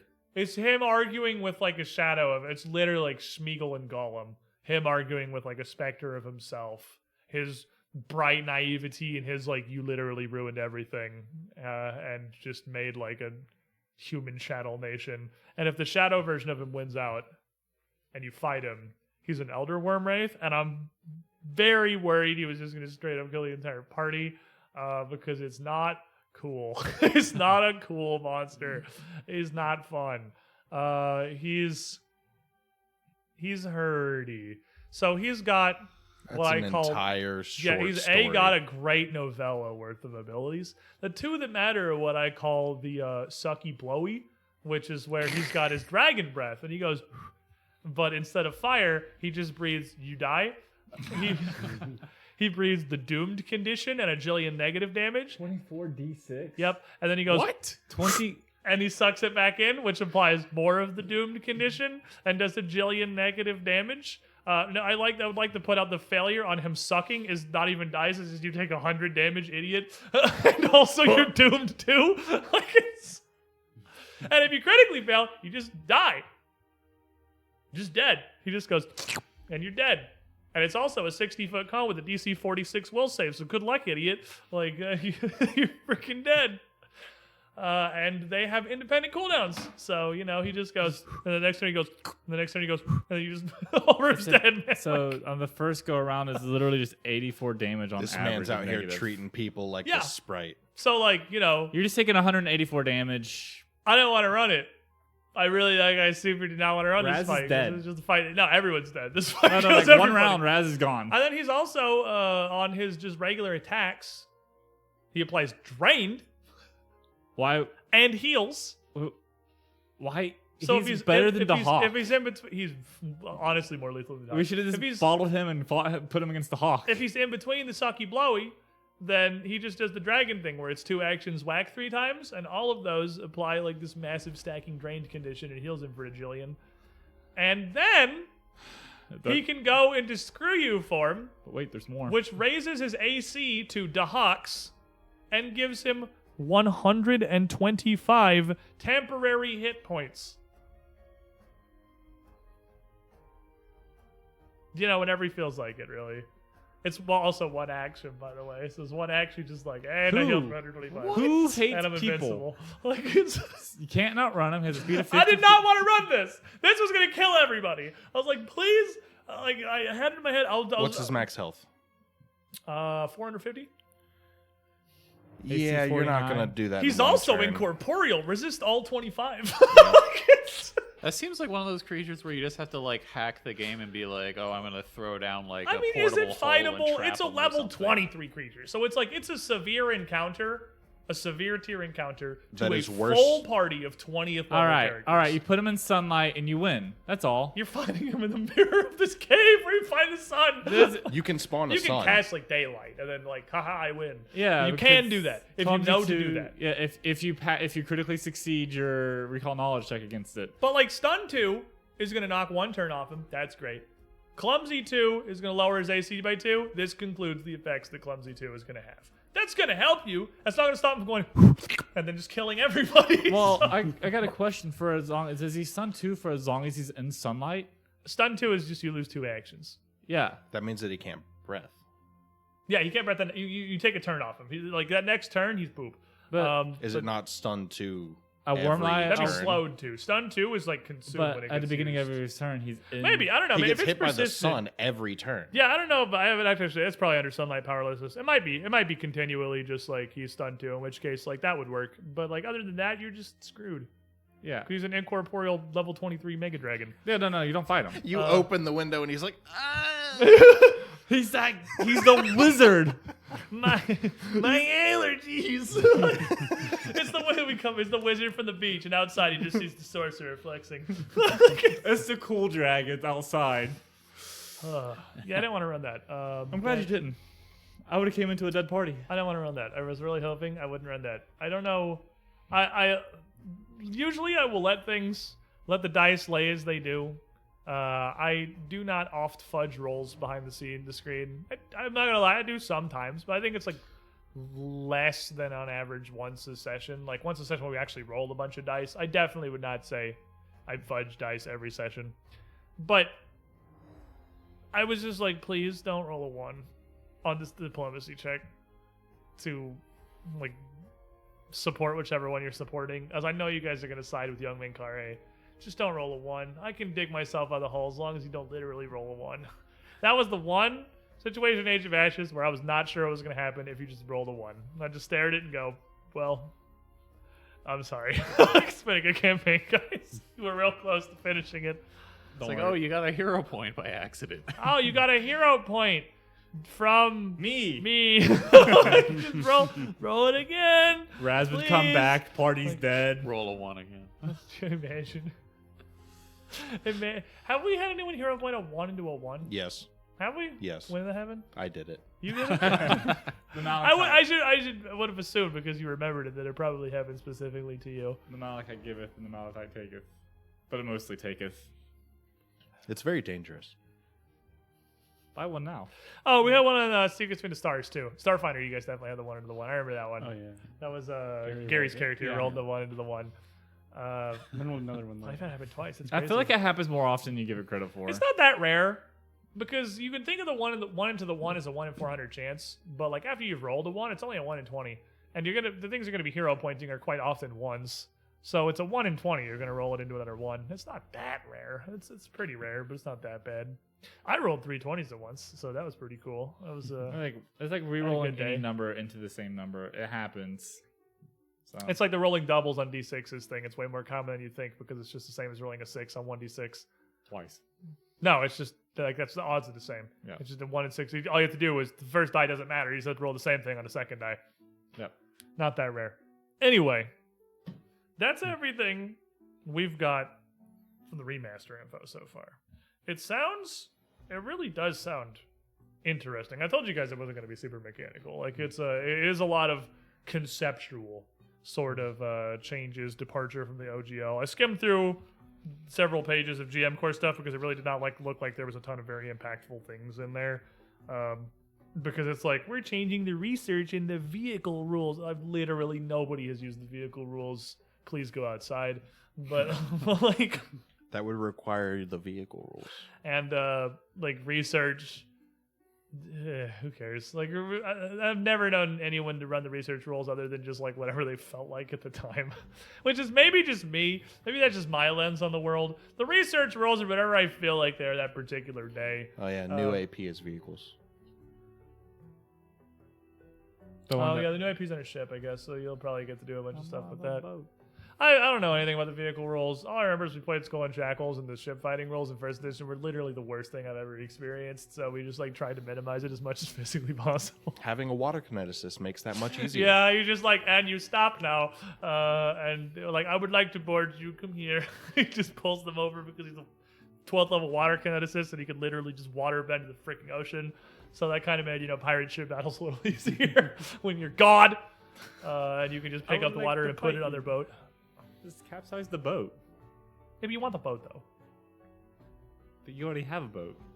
Yeah, You but want you can another sell boat. their boat. Yeah, there's money, man. You're making a pirate empire. You want more boats.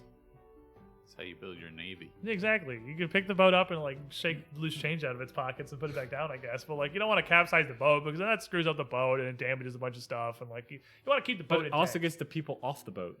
Yeah, but the goal is to do that with as little damage to the boat as possible. To The be only fair, reason So a you're pirate not, fight, so a cannon fight doesn't damage the boat. Well, there was you no didn't cannon really fight. He shoot just cannons. pulled the boat. No, it was there was basically no cannon fight. Oh, it was really it's ballista. it's ballista. Yeah. And you're trying, like, you can do a little sail damage. You can patch a hole in the sail. But you're really trying not to screw up the The ship. only reason to destroy the ship is if you had insurance on it that was going to pay out a lot more than what the ship. Hooray, yes, insurance fraud. Oh, and then you get to the second level piracy, which is where you run an insurance fraud scheme on the ship that you just sunk in the middle of the ocean. You go on there, you get all their IDs and their ship crew roster, and you go impersonate the captain and the first mate and the bosun. You head into the Imperial Talbot offices, and you're like, yeah, I lost my ship. We ran into some pirates. It says here, yeah, I got the claim number, 7B53. Just... I want to run Skull and Shackles again now, literally just to be a bunch of pirates running an insurance scam. What kind of pirates are you? Insurance pirates. You're like the privateers that people hire to sink their ship out at sea, and then you just give them all a ride back to the shore so they can make an insurance claim. Oh, no, this is a great idea. This is 1,000% should be a campaign. You think that's got to be an industry, right? In like a region that's got a lot of aquatic shipping channels where you're just hiring privateers to sink your own ship for the insurance money. Does insurance exist in Galarian? Yes. I mean, probably.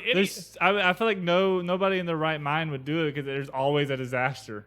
You end Yeah, up but like paying out. insurance is just a numbers game, right? That's what the premium has to be enough to recoup the losses that you eat paying the people out that actually use the insurance. So like it's probably expensive, but you got like the Aspis Consortium and like these major mercantile companies that surely could afford to insure various ships and channels. Paizo, we need official like insurance rules. Could you need- do that for us? We had an entire episode of Age of Ashes about property taxes when we inherited a castle. I need insurance rules, please. I mean, if anything, is- like this would appeal extremely to rules lawyers to like just become a literal lawyer. We are playing the nerdiest Pathfinder I hate anyone it. has ever I hate entered. it. I'm down with the insurance. Like, it's too much.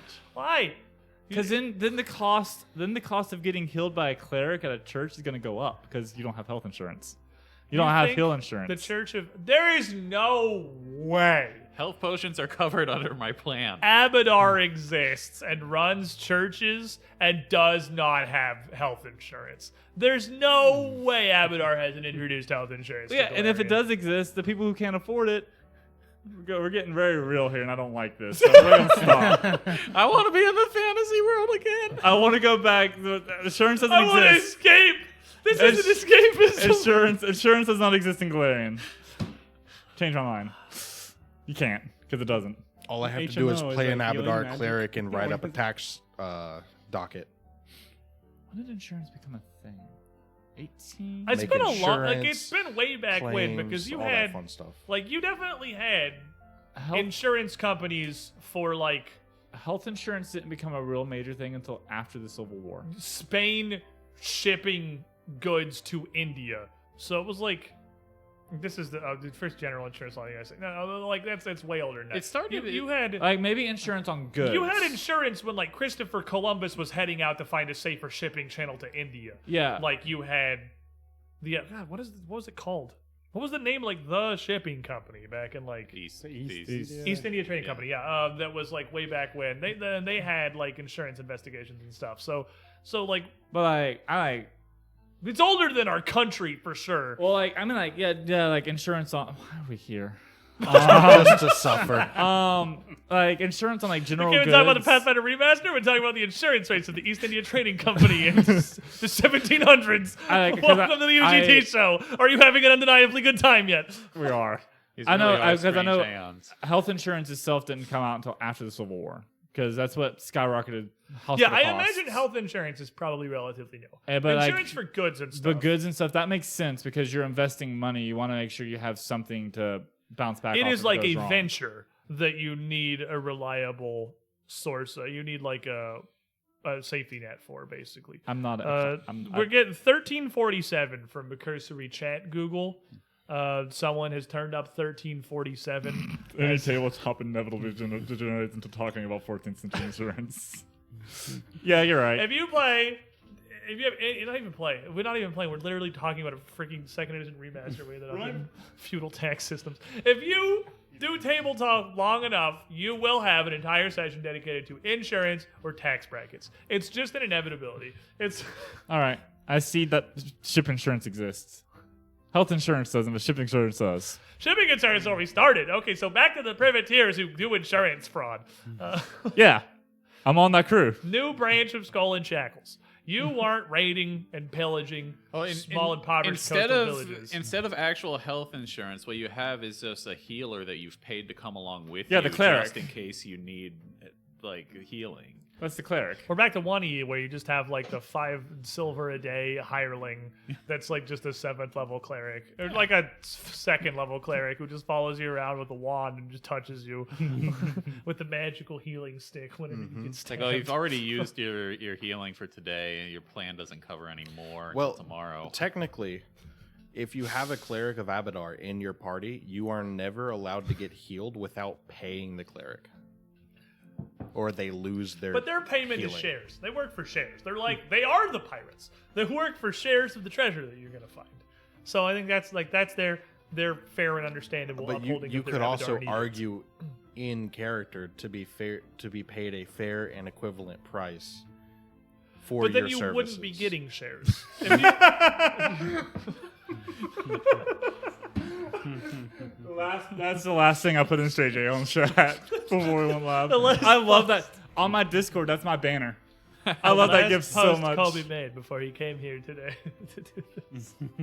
As it was prophesized. Perfect. And when we found out that we were down a character today, and I was like, well, we're down a character. We have a brand new unlive tested audio setup that has not made contact with the enemy yet. What if we just hang out and talk about the Pathfinder Remaster instead of sending out an episode of Strange Aeons? And I would, it hopes, but we had Bren and Nick and a couple of people in chat at the beginning specifically to see how the audio sounded, that it sounds like we're probably better. We screamed and things worked okay. Well, if everybody just starts talking at the same time, that's really the what was happening. Whenever we start laughing at stuff, that Yeah. was when we started losing. That was our big impact moment. Was laughing, and then Nick's insane spikehead voice. So stop laughing.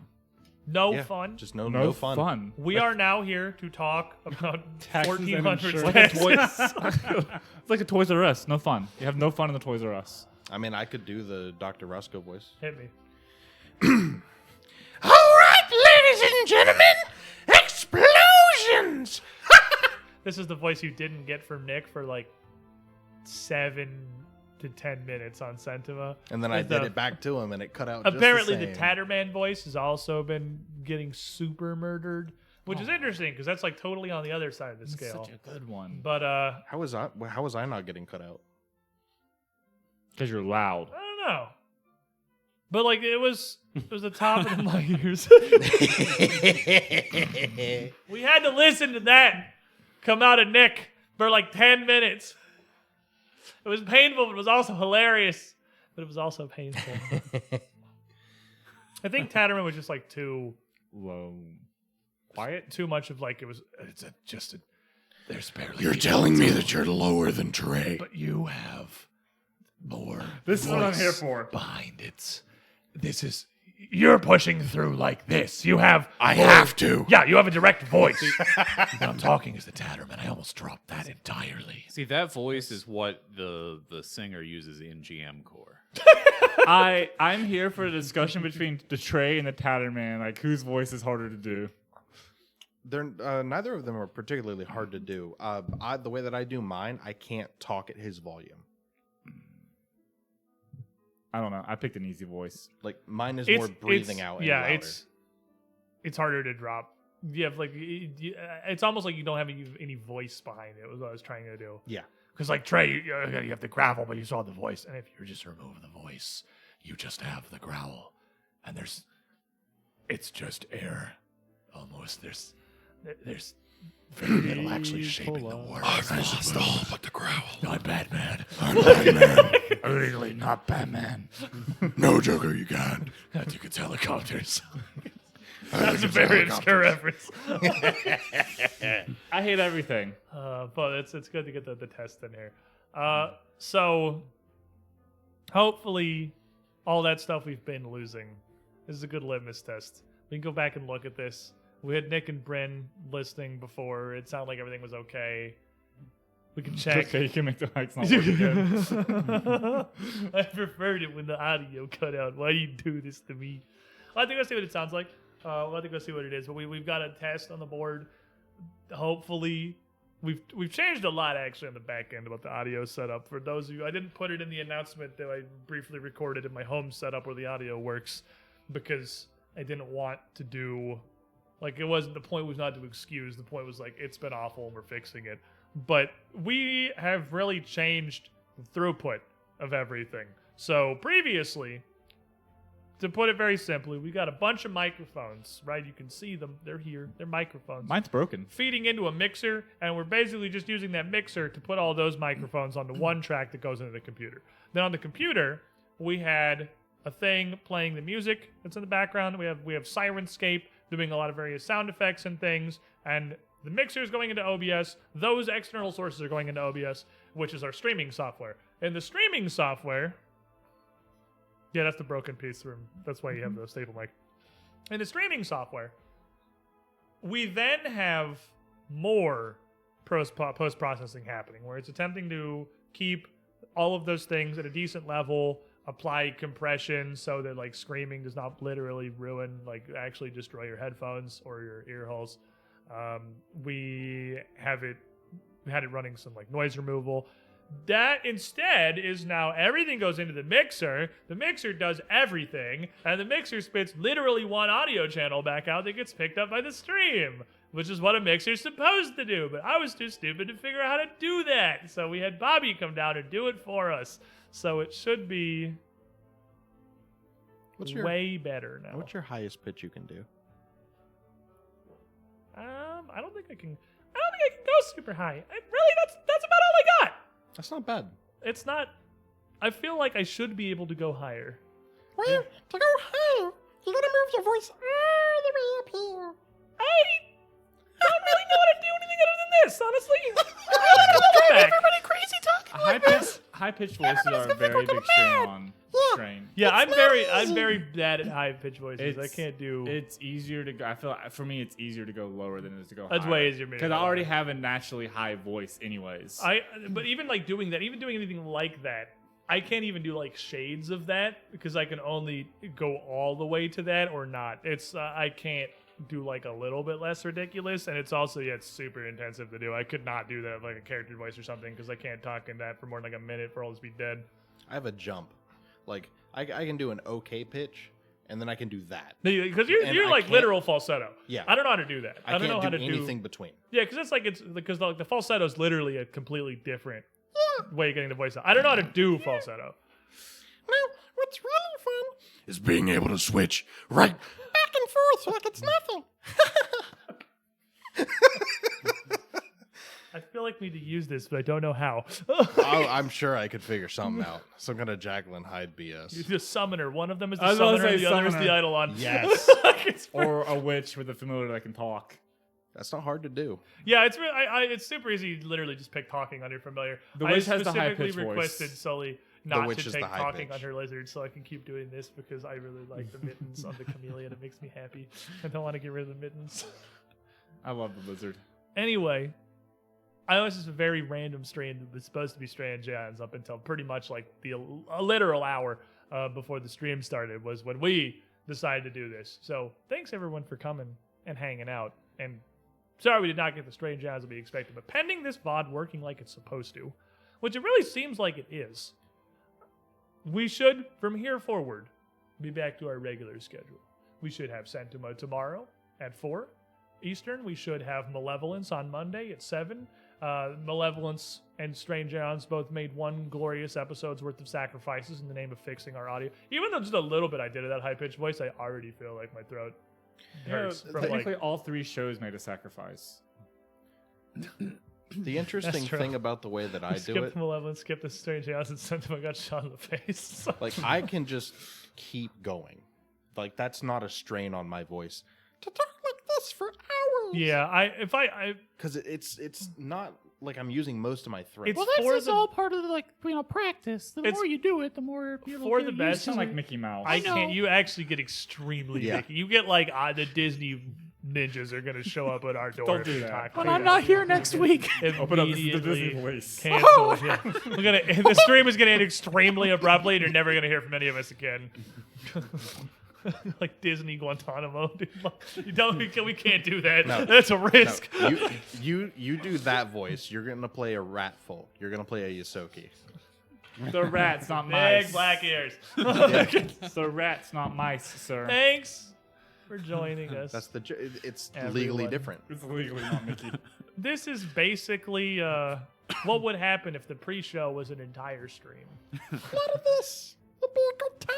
And I'm glad I decided to have some kind of a topic instead of just an absolute descent into insanity because we got enough. there. We got enough. We gotta save we the got there. descent into insanity for the show. That's true. We have an entire insanity themed adventure.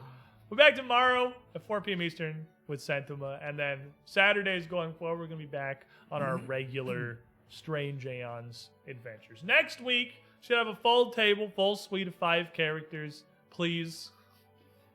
Please! Just let me have this, man. Just want a full party. I'm scheduled in for a broken leg Shut next up. Saturday. Enjoy your weekends, everybody. Goodbye.